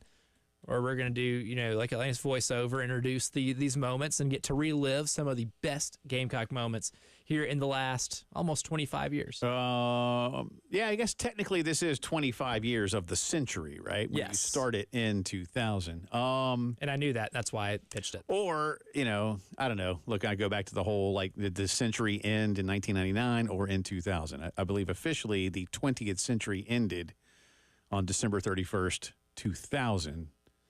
But that depends on how you want to look at it. Because sometimes things start with a 1 and end later. But that just confuses people. Do you like the idea of college football having a week 0? Because it's kind of the same thing. No. This is year 0. Week 0 is dumb. And I don't like it. South Carolina High School League does it. Just call it week 1. Just call it week 1. I mean, why? Well, not everybody played. Okay. That's their problem. Not everybody plays each week anyway. Yeah, that's their. It doesn't mean you got to call it week 0. Always the dumbest thing. Yeah, on the planet. it's just something week 0. It's just like when the NCAA tournament, tried to call the Dayton games the first round. It's like it's not the first round. It's a play-in game, but they didn't want to hurt anybody's feelings. Well, we can't do that. So again, I remember when the round of 32 was called the third round. I was like, what are y'all doing? That's the Sweet 16. The third round is the Sweet 16. And you call it the Sweet 16. I never once referred to it as second and third round. Ever. Because it's not. And then, of course, they realize, again, the Committee on Smiles and Sunshine decided to come up with that one. But no, I hate week 0. I hate it. It's ridiculous. Okay, so not everybody plays. So what? Still week 1. It's still week 1. It's the first week. Yeah, it's the first. It's not the 0th week of the regular season. 0 has no value. There is no value with 0. It is a placeholder number, but it is not a number with value. Like if the games count, then it's not week 0. Week 0 Week 1 insinuates that nothing is happening. I've tried. It's apples and orange comparison. Do you? I don't, by the way. So I'm asking, and since you said you are gathering video for said event and extravaganza, do you know all 16 of the things that people will be voting upon? I sure do. We Terry and I this morning seeded it out, so that way we have a good combination of things in each bracket. So we tried to, make a 1 through 16 list and then seed it adequately by that list. Are both baseball titles going to be voted on? Oh, yeah. Okay. All titles. All national titles voted All upon? national titles. Okay, that's good. I can think of a few other things. Jadeveon Clowney's helmet explosion. And the football sense of the word, decapitating another human being? Yes. Okay. Yes. You can correctly guess that is on the list. That'll be fun. I don't want to. We'll save it for. I figure that's a good that's a good tease. Yeah, I figure there's a few obvious ones on there. Think about that. I thought about teasing it earlier. We were talking about Whit Merrifield playing for the Braves or signing with the Braves. Be like, well, this isn't the last we're going to talk about Whit Merrifield here in the next couple of weeks on these airwaves. Yeah, see what you did there. Leave a little. And if trail. you don't know what Elijah's talking about, we'll have it again for you in the headlines of the day. But Whit Merrifield was signed by the Braves today after being released by the Philadelphia Phillies last week. Whit is going to just take over a number of spots potentially as a utility guy for the Braves, not necessarily slotting in to the starting lineup at second base. Nacho Alvarez, the Braves' top-rated minor league prospect, is going to come up. He's been playing shortstop at both Pearl and Gwinnett. I guess Pearl, they call that Mississippi. They don't call it the Pearl Braves. They're the Mississippi Braves. But they do play in Pearl. They play in which Pearl. is also not Jackson. No. It's a common misnomer. Right outside of Jackson. Kind of like an Irmo thing, right? Oh, yeah. It's 1,000% like an Irmo thing. But Witt is going to get his opportunities. And I think it's pretty cool, now back as close to home as you can be for a major league player, for a kid from North Carolina who went to college in South Carolina. So that's kind of cool. Pretty good. Yeah. Exciting. We'll see what happens next. Devo Williams also spoke last week at SEC Media Days, and as expected, he did garner a lot of attention from the assembled media, being named to the all-conference preseason second team.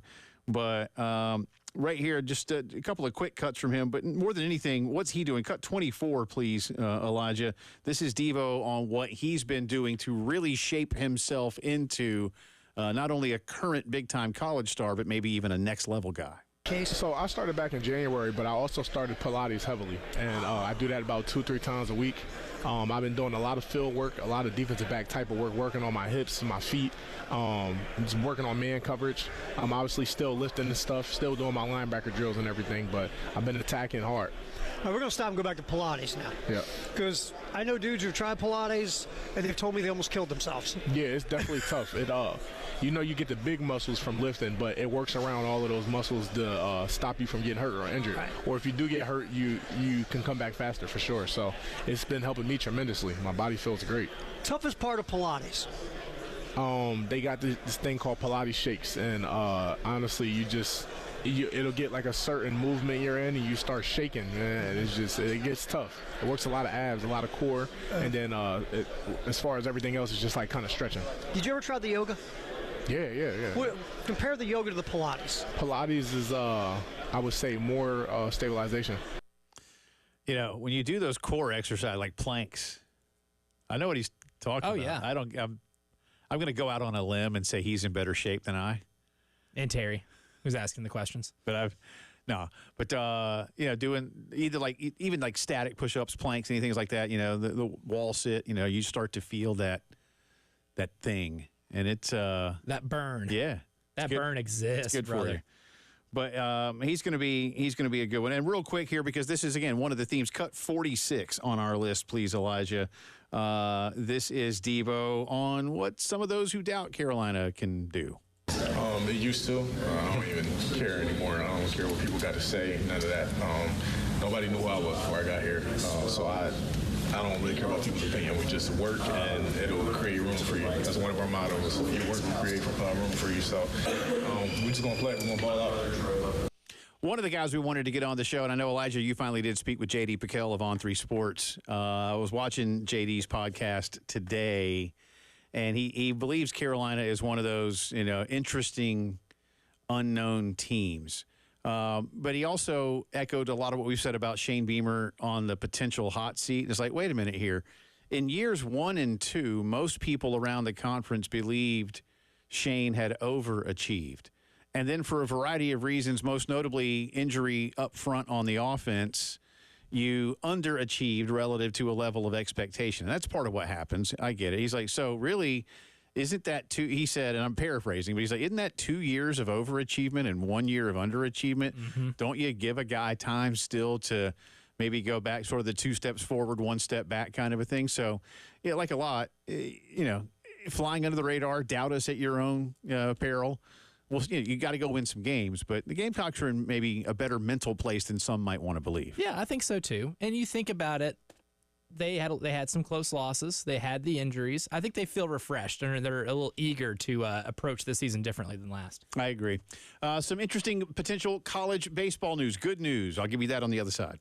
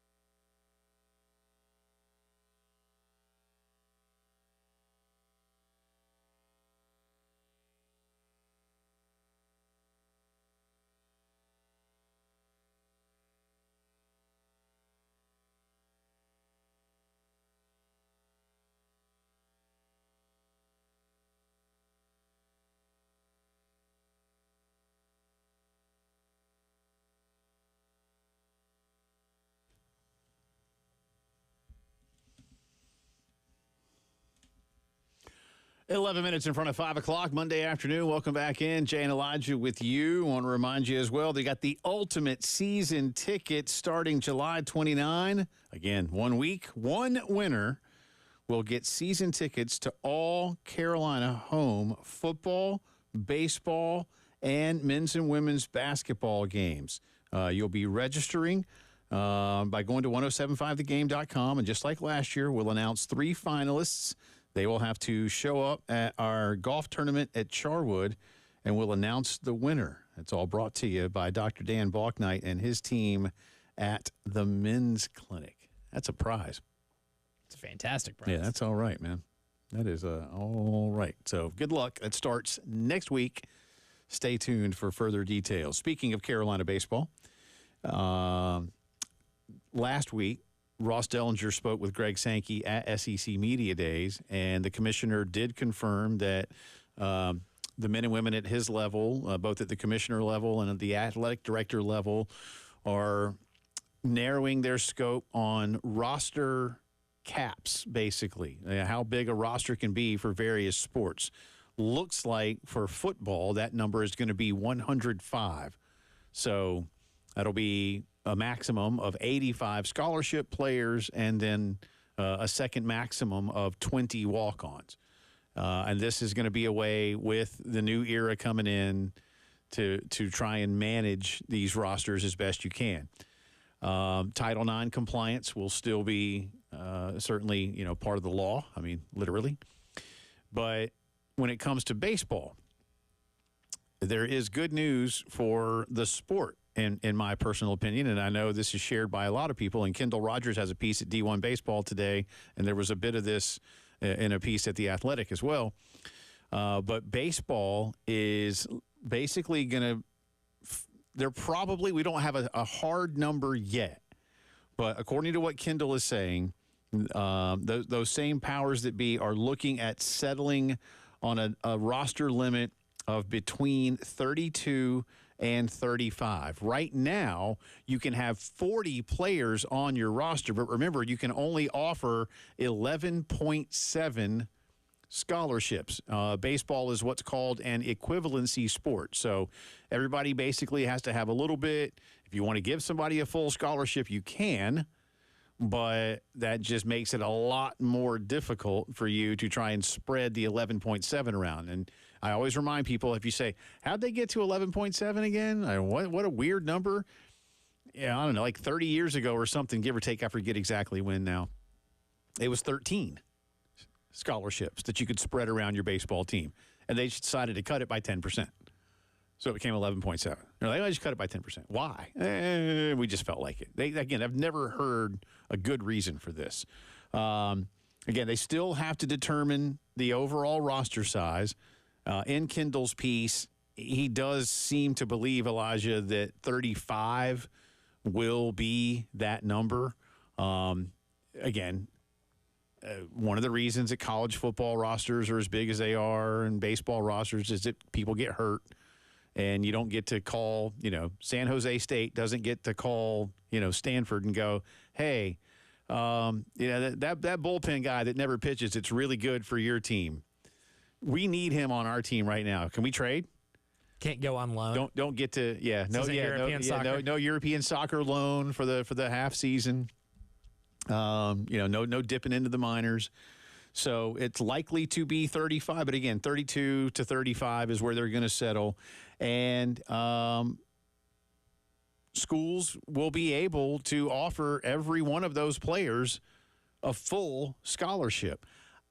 I think everybody in the SEC and ACC will do this, probably the Big 12 as well. I'll be curious what kind of conversations the Big 10 may have, and that some of that is echoed in a couple of these pieces. But at the same time, I don't know. I think they will, right? But what if the SEC, what if you just want to give 30? Do you have 35? I mean, I kind of look at where things are now. Will this bring more kids into college baseball that would otherwise go to the minors? I don't. This is going to be an interesting few years once this gets done as part of the House versus NCAA settlement. In terms of making it work, or making it worth your while, right? I mean, what's the biggest reason you would elect to play in the minors as like the 22nd round pick? Right. Yeah, because you're not at that point. You're the getting Los Angeles Angels. Yeah. What are you getting? Like $50,000 maybe? Right. If that. I mean, we're talking below that for a lot. So, and to play in like random towns in Montana and Idaho and stuff, or would you be able to not have to pay for school and make I love a little money? 10-hour bus rides, man. Who doesn't? Yeah. Who doesn't? And imagine being a minor league player on one of those 10-hour bus rides and sitting next to Michael Jordan. Just another thing that I thought about before too. That was a nice bus, though. Michael made them make sure they ride the nice buses. It was a nice bus. They didn't ride a school bus. Headlines of the day. More on the Gamecocks. Drive around the SEC coming up in the final hour of the postgame show. Yeah, that sounds miserable.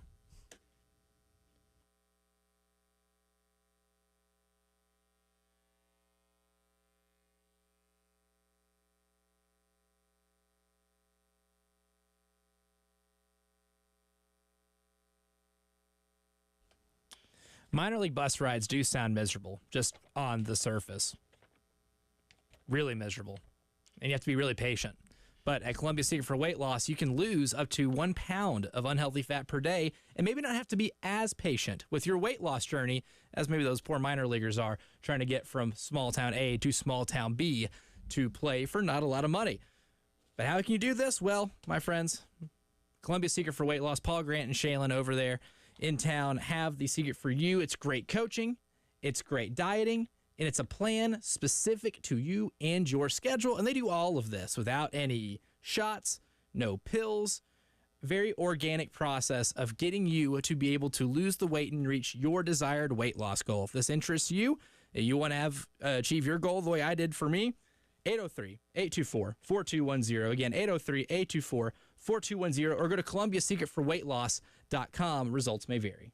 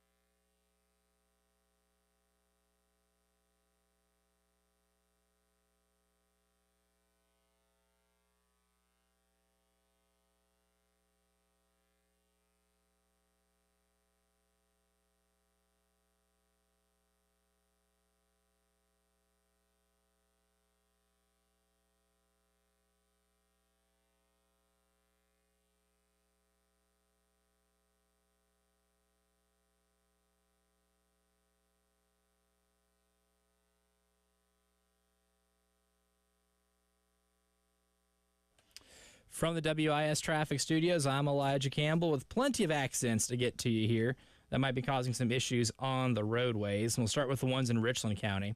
We have one on Rabin Road at South Carolina 555 and Faro Road, one on Killian Road at I-77, another one on I-77 northbound over near the Shop Road exit 6, one on I-20 eastbound at Wilson Boulevard and exit 71, one on Congaree Road near Garner's Ferry Road, and one on Bickley Road at Broad River Road. In Lexington County, we still have a couple accidents still active that are causing some traffic backup. One on I-26 westbound near exit 115, and another on US 321 at Glen Road.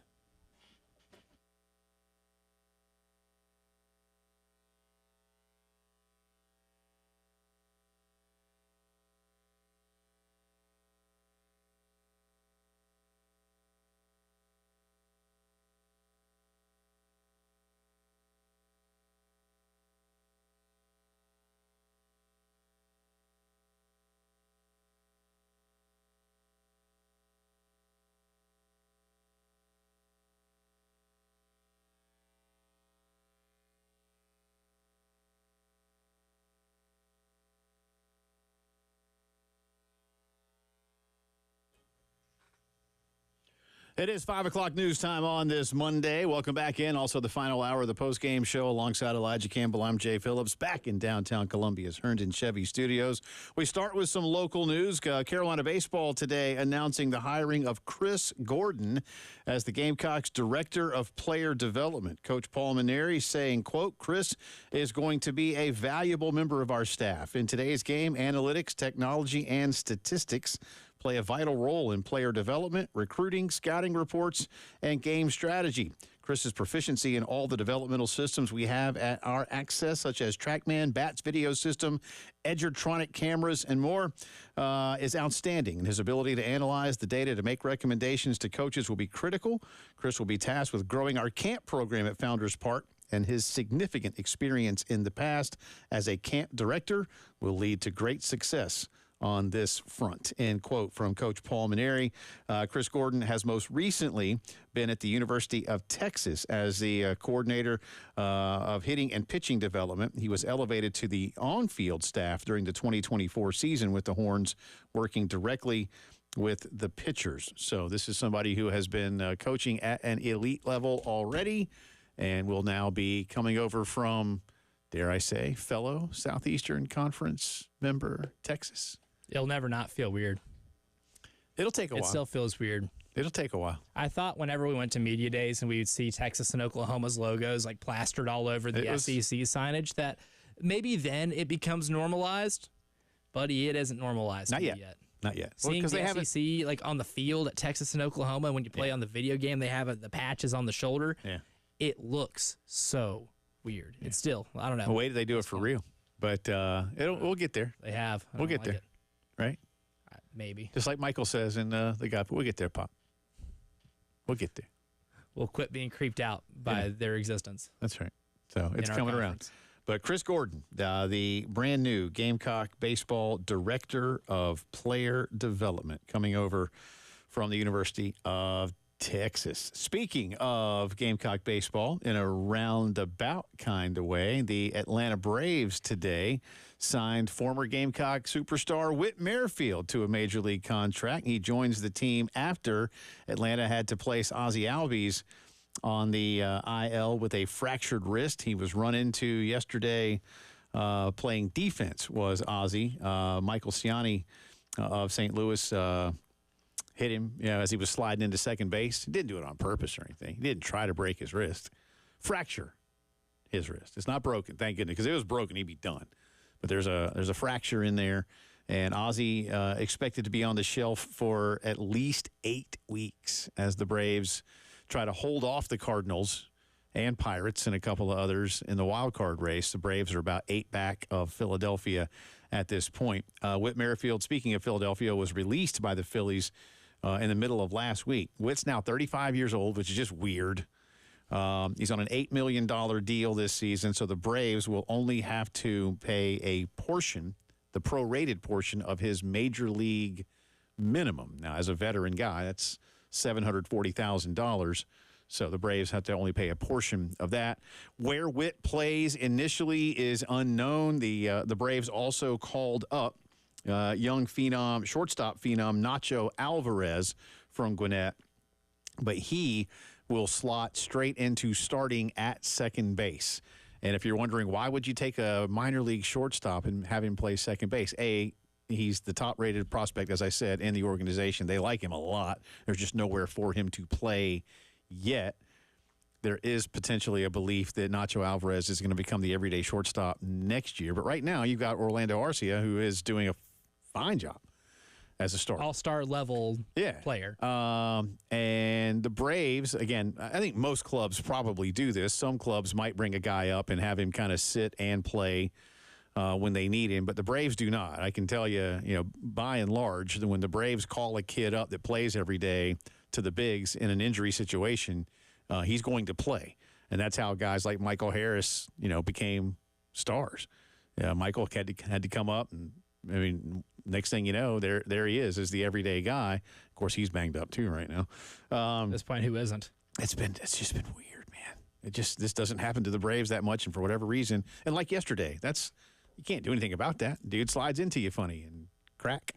That's sports too, man. Yeah. I mean, sometimes it's a routine play. Sometimes it's avoidable wear and tear stuff, but they've had some pretty bad. Well, this year, the best player in the league goes on the shelf for the year, Ronald Acuna, the unanimous National League MVP.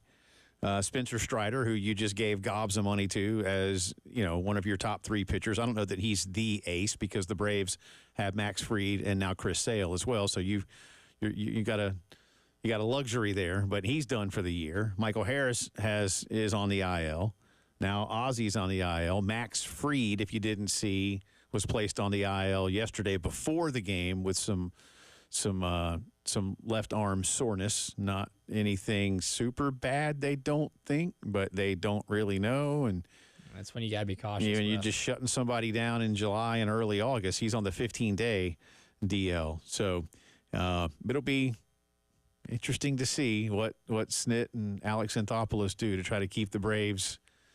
Again, they built themselves a decent cushion in the wild card race, but that can and St. Louis taking 2 of 3 in Atlanta this weekend. They and the Braves, if the season ended today, it doesn't, would both comfortably be in as wild card teams.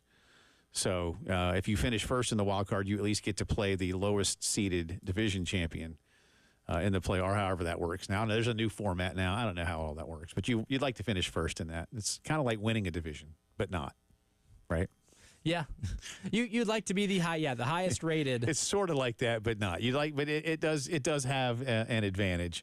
The Braves did pick up Eddie Rosario a couple of weeks ago after a move from Washington, so we'll see. But it's cool. Whit Merrifield is going to be a Brave at least through the end of the season. How long that goes beyond that, I could not tell you. But they need him, and he knows what he's doing.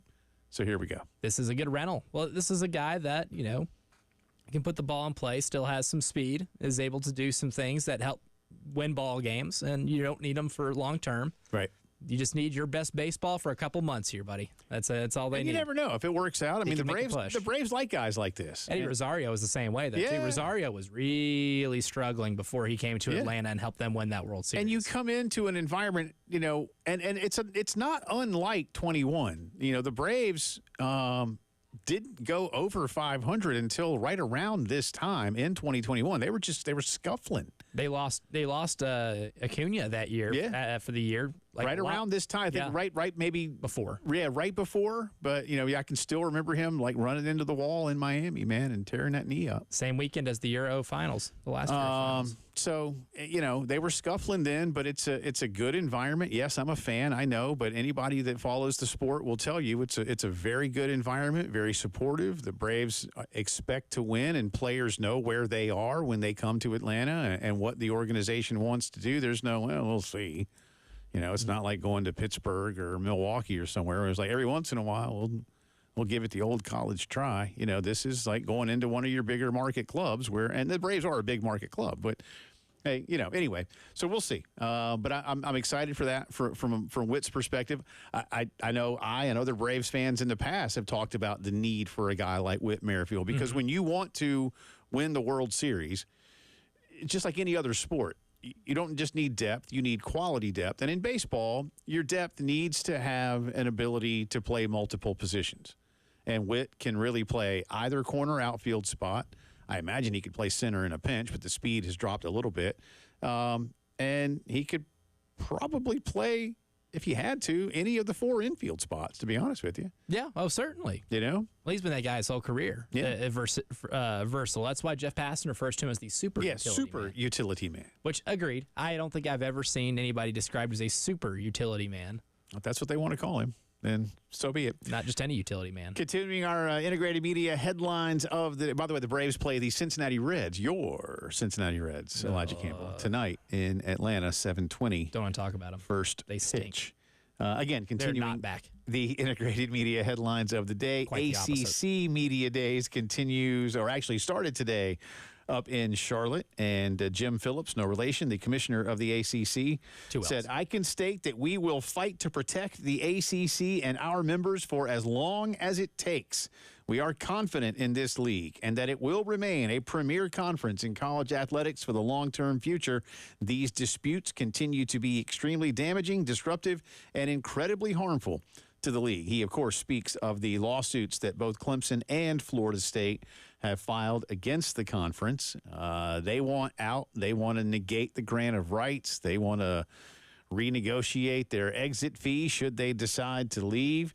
He noted in his remarks today that both schools unanimously signed the grant of rights in 2013 and again in 2016. And he added, quote, quite frankly, eagerly agreed to our current television contract and the launch of the ACC network. The ACC, our collective membership and conference office deserve better, end quote. And he was asked later on in his remarks in the Q&A session why he was so forceful in what he was saying today.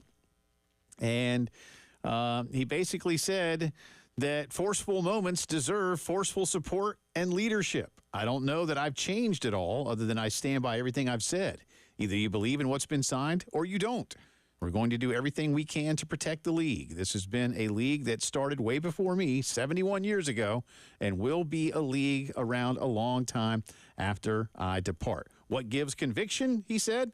I understand where we're going. This conference is bigger than any one school or schools, end quote. Jim Phillips today in Charlotte, not necessarily pushing back on Clemson and Florida State, as restating what he believes the rest of his membership wants to do. Again, one of the big players in all of this is the University of North Carolina and what they are doing behind the scenes, what they are doing out front. By the way, on a separate note, the University of North Carolina's board did agree this weekend to have a lawsuit dropped against it by an attorney in Wake County, North Carolina, who said that that board is not often enough doing what the law entails when it comes to speaking about athletics, saying they don't have enough. They go into it. Basically, I'm paraphrasing here now. He says they basically go into executive session too much when it comes to talk about athletics, and that they got to quit doing that. Otherwise, he was going to sue them. And so they agreed to. Now let's see what happens next. They're going to pay him like $25,000 for legal fees. So transparency. I get it. So congrats. Yeah. So congrats. You won, sir. At what cost? Well, you got $25,000. I mean, what's $25,000 to somebody that has the money and resources to sue the Atlantic Coast Conference? I don't know. That's not much. Hey, he's an attorney. He probably just did it for yucks. He might have. I mean, it's like us getting $1. It's like, congratulations, Jay. You win. The United States, is this game over? They'll spend it all at one place. Yes, they survived. 92-88. They survived. Is that what I get? 92-88 over Germany. That's what I got right here, too. They were trailing. They were trailing pretty late into it.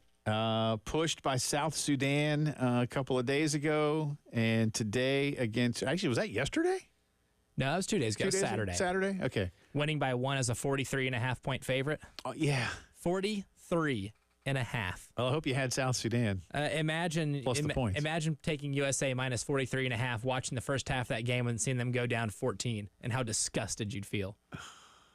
Again, who's betting on Olympic basketball exhibition games, man? Jay, I know somebody is. Think about how, this is like kind of stealing from a George Carlin bit, but how much of a sicko the average sports fan is, and then think the other half of them are more sicko. Yeah, I guess so. I don't know. Is the same guy betting on a South Sudan USA Olympic exhibition game the same guy that bets, on a Bengals versus Packers Hall of Fame game in Canton? The people that bet on the Hall of Fame game, it's that one's really funny.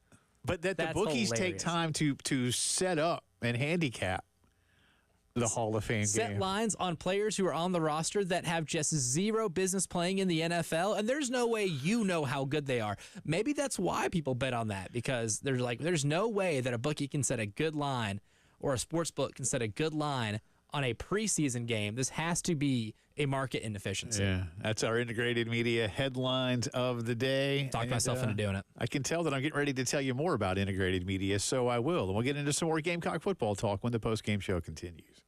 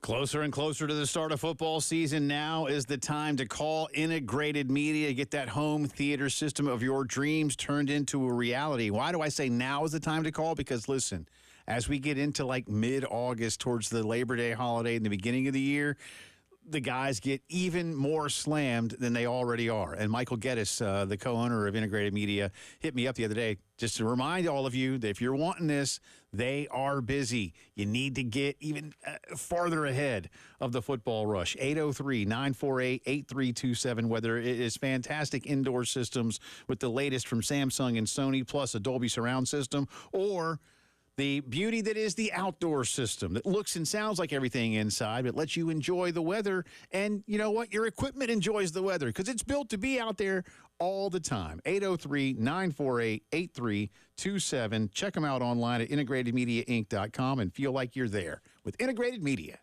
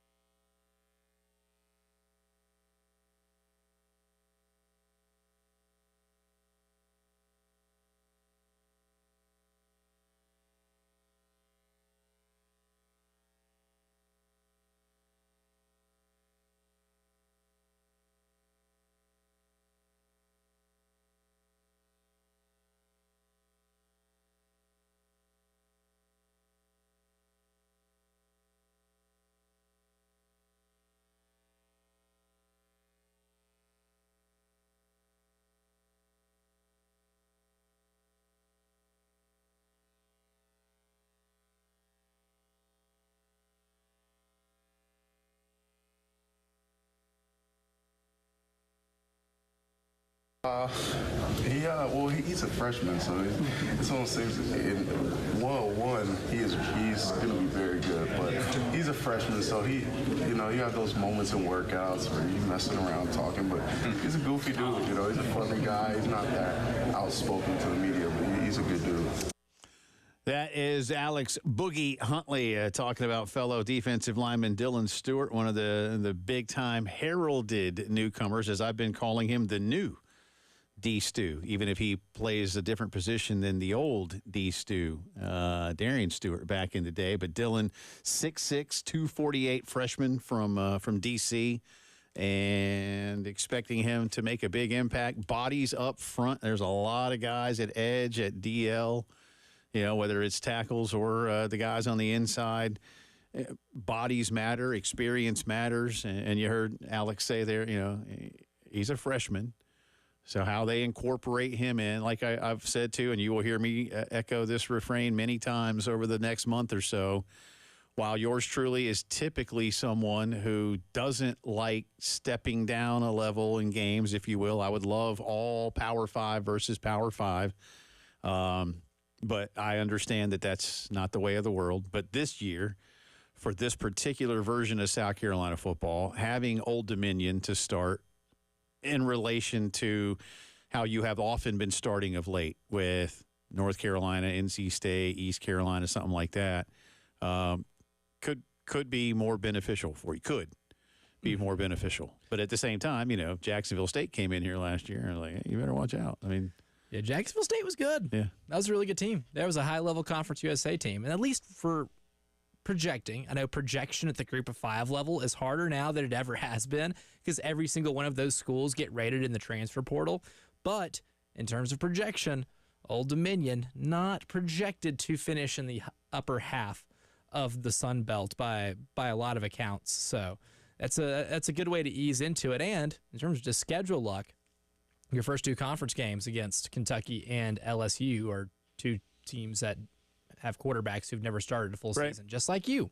So you're catching them at a good time as well. You have opportunity, as we like to say, and that's something else that you'll hear us talk a lot about in the coming weeks. Let's get one more here by the way, we're discussing a lot of Gamecock players or hearing from a lot of Gamecock players. We really just did not get a chance to bring you that last week. And, media days moves so quickly from day to day, and with live guests at the table, we just don't often have an opportunity to say, hey, here's these guys, unless you heard them live. Like you got to speak with Boogie one-on-one, and Terry had Devo Williams at the table when he was able to come by. But let's get one more from Boogie here, and this is cut number 41, please, sir. Listen, you didn't have the year you wanted, and Alex has seen some highs and lows in his time, especially as a local kid. But how do you put last season behind you? I mean, you definitely have those moments where you kind of think back, and it's not fun to think about. It's not something I like to think about, but I kind of have the same mentality as I did 2 years ago when we were coming off a somewhat all right season. And just, it was what it was. It's in the past. We have a new team. We have new coaches. It's a whole new season. So I try not to think about it too much and just prepare for what's coming. The defense did finish well, and I think we have one of those that I wanted to get to as well. Yeah, cut number 26, Elijah. Have that one at the ready. You from Debo. You got you go back to 22, and you finished well against Tennessee and Clemson, and you played a good game against Notre Dame. They just were able to wear you down physically running the football, and that was their strength that season in that Gator Bowl. But you didn't find a way to carry that offensive momentum. Now, that being said, you didn't anticipate all those injuries up front, and you did switch coordinators. Although by then, in my personal opinion, I want to be nice here, but I think Shane had basically become the de facto offensive coordinator.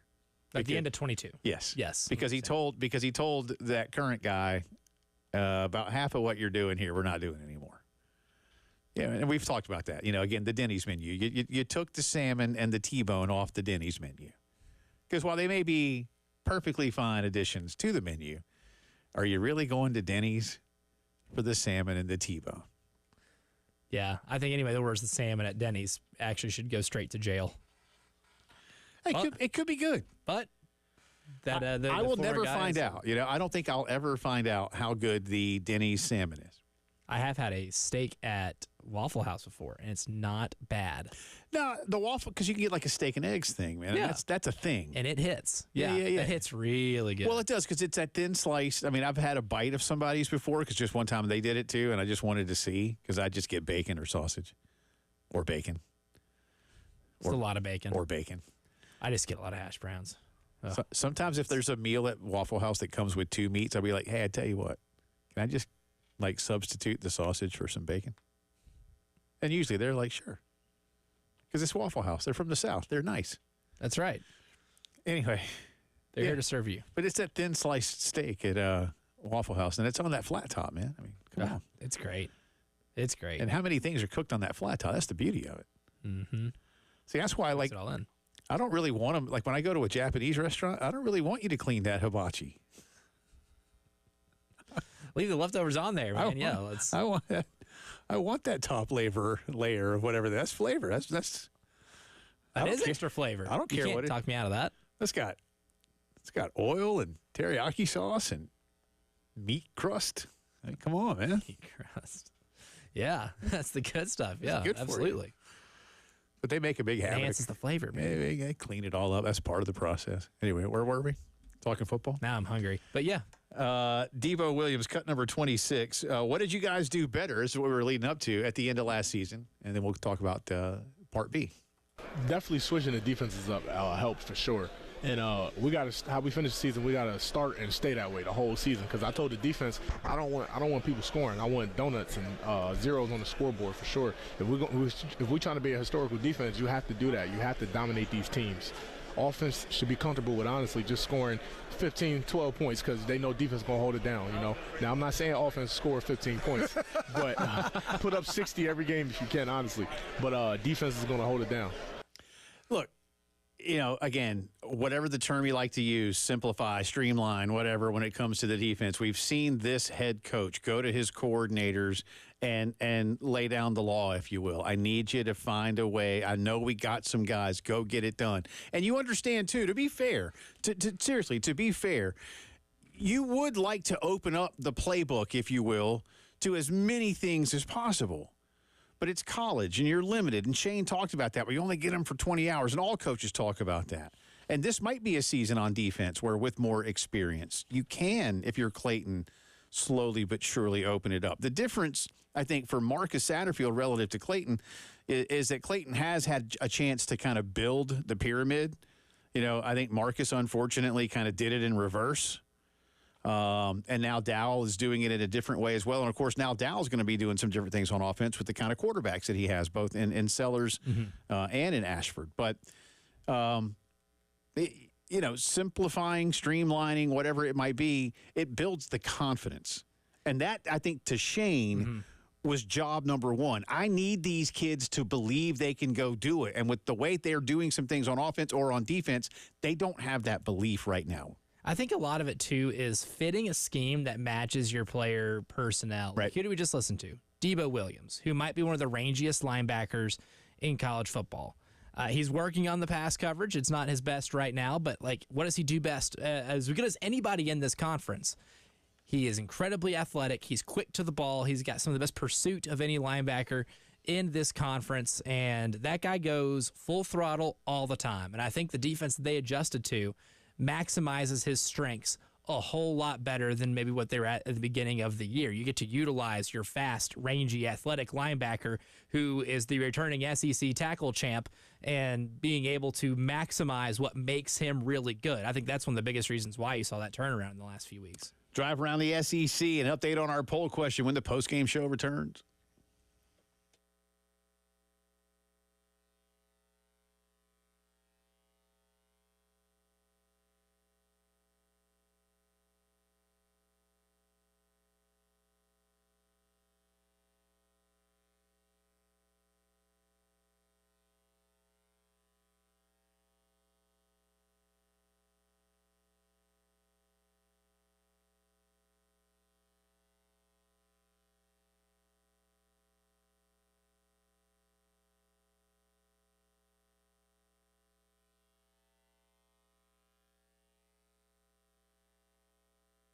You can always beat the seasons with our good friends from AAA Heating and Air across the South Carolina Midlands. You need a system upgrade, you can get a free replacement estimate today. And Roy and Dana and their crew at AAA have a fantastic opportunity for you, especially if you're worried about the cost of a brand new system. With their guaranteed financing, comfort is absolutely within your budget. Here's the deal.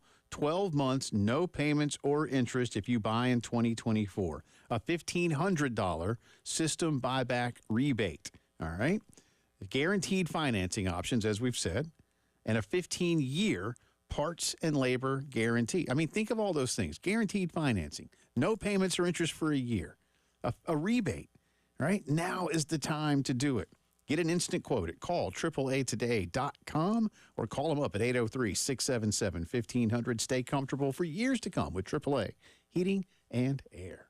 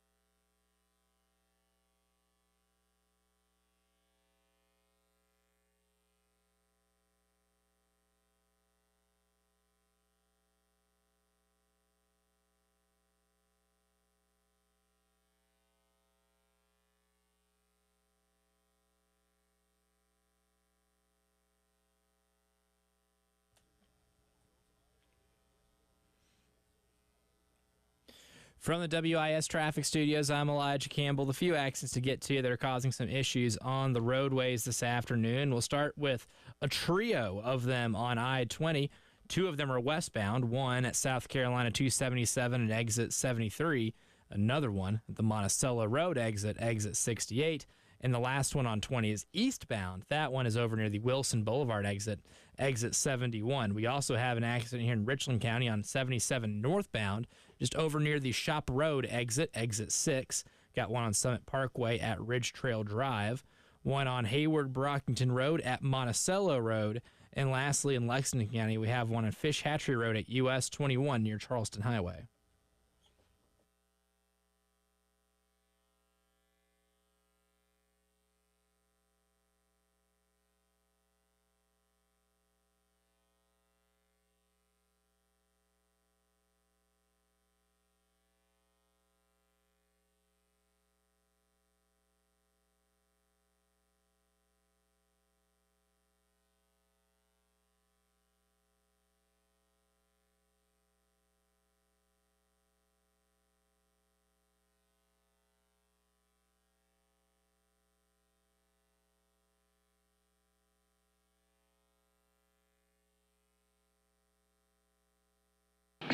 Yes, in fact, we had our athletics directors on a video conference Thursday where he provided an update It is a lengthy plan, consolidated around, I think, 8 principles. We go back to our athletics directors at their next video conference. It's about 2 weeks away. We can finalize that anytime between now and the start of the season. We have an annual in-person meeting where any of the little pieces that have been identified for review can be refined and finalized. So absolutely. Greg Sankey on Monday a week ago being asked about how to come up with a tiebreaker system when it comes to SEC football standings. Welcome back in. Drive around the SEC on this Monday. He's Elijah Campbell. I'm Jay Phillips. There are no more divisions in the Southeastern Conference, so it will be 1 versus 2, the old BCS way, except that this will be about a standings-based thing, not a, hey, we'll let you do it. A computer. Chances are pretty good that we have to have a tiebreaker for one of these two teams. I really believe that. Now, look, head-to-head will be first. But since you don't really get to see everybody. You have to do something like record versus common opponents. I'll be curious. But I have a hunch. And I'm kind of here for a tiebreaker. But I know that the team that loses it will be disappointed. But they'll have, agreed to the same set of circumstances, right, and criteria. But in a league this big now, I just, look, maybe you have 2 8-0s and it doesn't matter, right? That'd be fine too. But I don't know, the drama of a tiebreaker. You know what I would love, and you can't do it, obviously.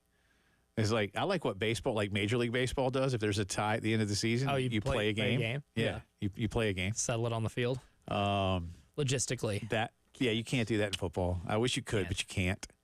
Can't even have like a skills competition or, the soccer, the football equivalent of a soccer penalty shootout or a hockey shootout.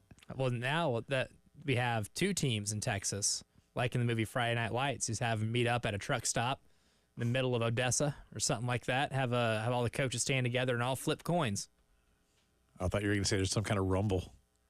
Oh no, that did not happen in Friday Night Lights. Okay. If you do recall, great film. I remember that. I was just thinking you could have you should meet up somewhere and we'll settle this. Settle this like men. The old-fashioned way. Very Texan by nature. Yeah, I don't know. Should I feel that way, that we're going to have need of the tiebreaker? Oh, you need like 4 or 5. I mean, you can never have enough tiebreakers, right? Well, no, I just mean that it's going to be utilized. I don't just mean that they'll have, however, that it's going that they're going to need it. Like, in other words, there's going to be, maybe Georgia or Bama or Texas, since they're the top 3, one of them does go 8-0.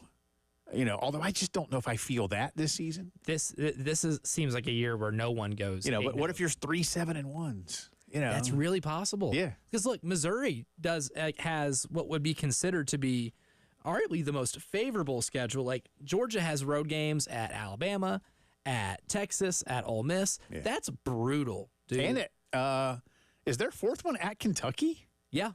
And that one's they have 4 brutal road games. So for anybody in this league who thinks that like Georgia and Bama get any kind of like preferential treatment, not on this schedule. Because in Missouri, like, they have to go at A&M, at Alabama, at South Carolina, at Mississippi State. Still some really tough games in there. But like, when you compare like league schedules, they get to play Vanderbilt, they get to play Arkansas, they get to play Mississippi State, and if you take the preseason media poll for as gospel, they get South Carolina, who is a bottom 4 team. You get like 3 of the bottom 4 teams in the conference. Actually, all of them. Yeah, you get all of the bottom 4. Which would make up half your conference schedule being against the bottom 4 teams of your league. Missouri's going 5-3 in conference.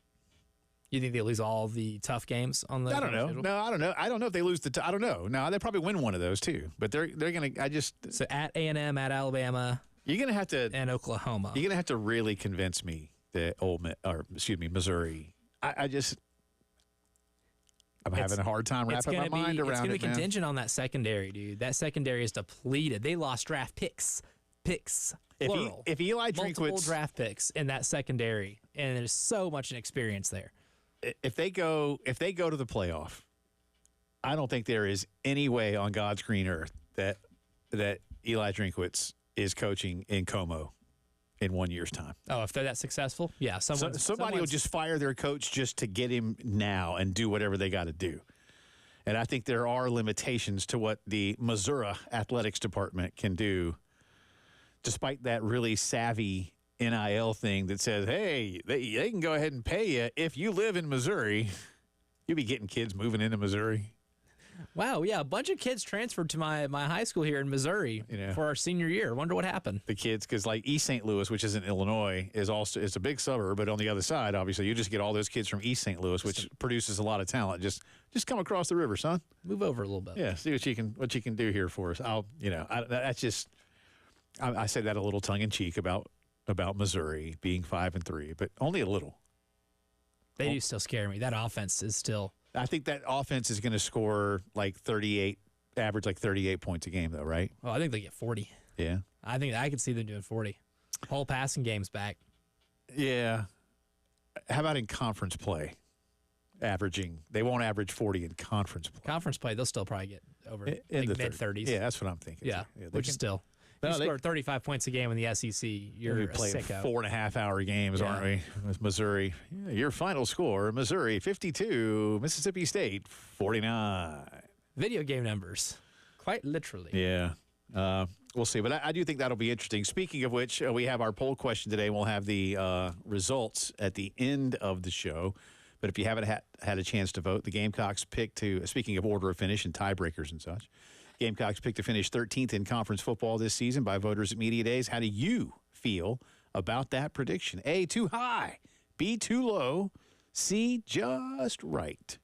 With 6 minutes left. So if you want to vote and try to change these percentages, you've got a chance. Clock is ticking. You have no timeouts. At J. Phillips 1075, and I know the station feed retweeted it, 1075 the game. 58.2% of you say it's too low.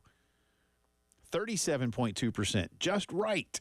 And now 4.6% say it's too high. I think we saw a little bit over 5% earlier, so it's come back down just a bit. Yeah, too high. It was too high. Not too high, too hard. Who gives a? It's gone. It's a major league thing. I can't say one of those words. Yeah, I'd have to hit the dump button. That's such a great thing. I love that movie. What do you mean they're too hard? Not too hard. They're too high, you mean. Anyway, sorry. Good stuff there. Now 5 minutes left. I voted them 11th. So by virtue, yeah, you said it was too low. I have Georgia, Bama in the title game. You have Georgia, Texas. Ole Miss. Oh, Georgia, Ole Miss. Yeah, that's right. I have Georgia and Ole Miss in that title game. See, I'm in the same boat with Mississippi than I am with Missouri. I am a believer in the coaches, and there is evidence to suggest that they are going to be good. But I'm just having a hard time right now moving Mississippi and Missouri ahead of Alabama solely because of a coaching change. I don't think any of us would be thinking anything other than Bama versus Georgia if Coach Saban were still at the helm. Well, it's not just any coaching change. No, I get it. Yeah. It might be the most irreplaceable coach. It could be in the history of the sport. It could be. We'll see. We'll give you the final results on the other side. And, oh, my. I don't usually watch documentaries on sports. I watch a few here and there, but I am not as big as some. But we're going to tell you about one that's coming up. And, boy. I'll probably be waiting for the debut. See what you think when the postgame show continues.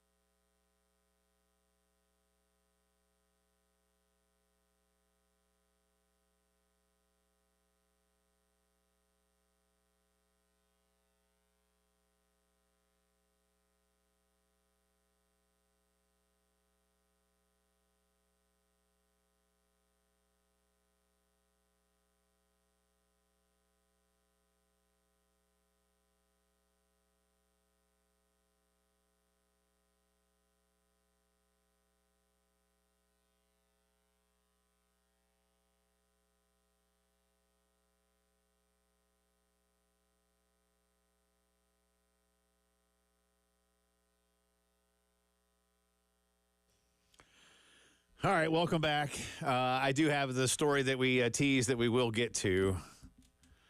But my goodness. Thank you to our friend Kendall Walsh for sending me this.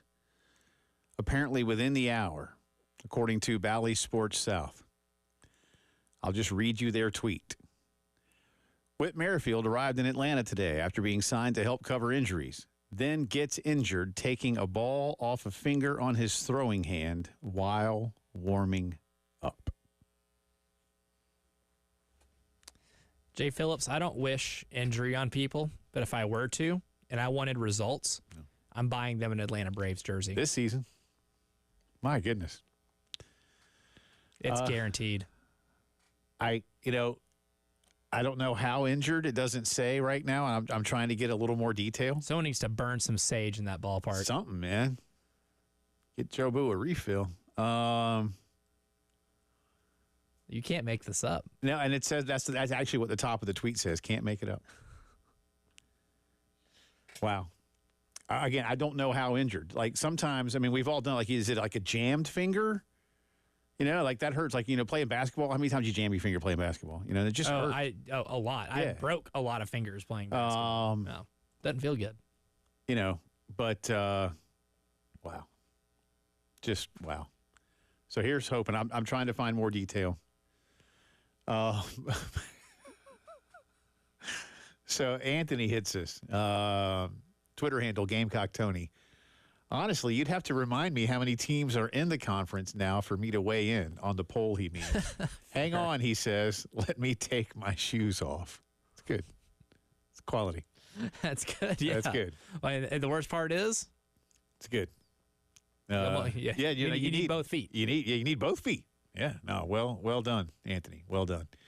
Final results of the poll question coming up. But first, I'd love to say that Wild Stallions is going to be doing a concert, Bill and Ted style, but no, instead, Connor Wild Stallions. Even better. That's the Michigan dude. Remember him with the disguises and the videoing and all of that?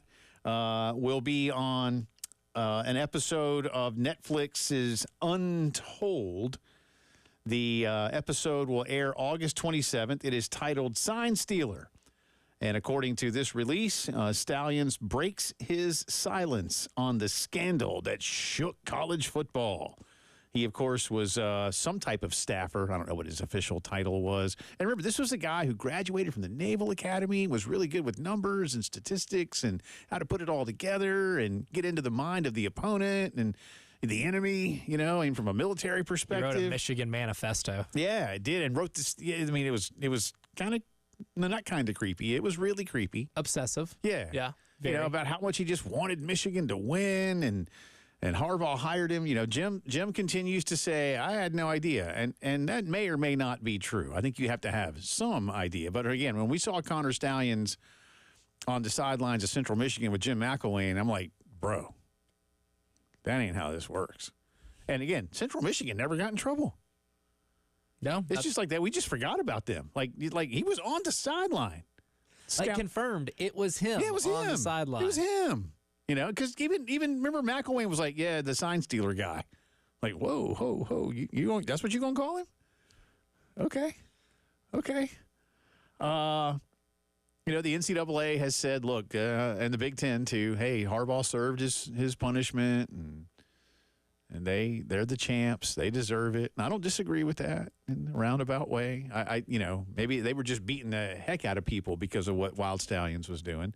But if you will recall, there is a rule that you are not allowed to electronically record your opponent's sidelines for any reason whatsoever, whether people are doing it or not. Again, this dude got caught. That's the thing. That's the issue. Yeah, people are doing it. I imagine, but he got caught. What do you think? But he loves Michigan so much. I can't possibly imagine that this tells us anything other than either I just did it because I love Michigan so much, or I didn't really do this at all the way they make it sound. I can't possibly think that he says, oh, they knew exactly what I was doing.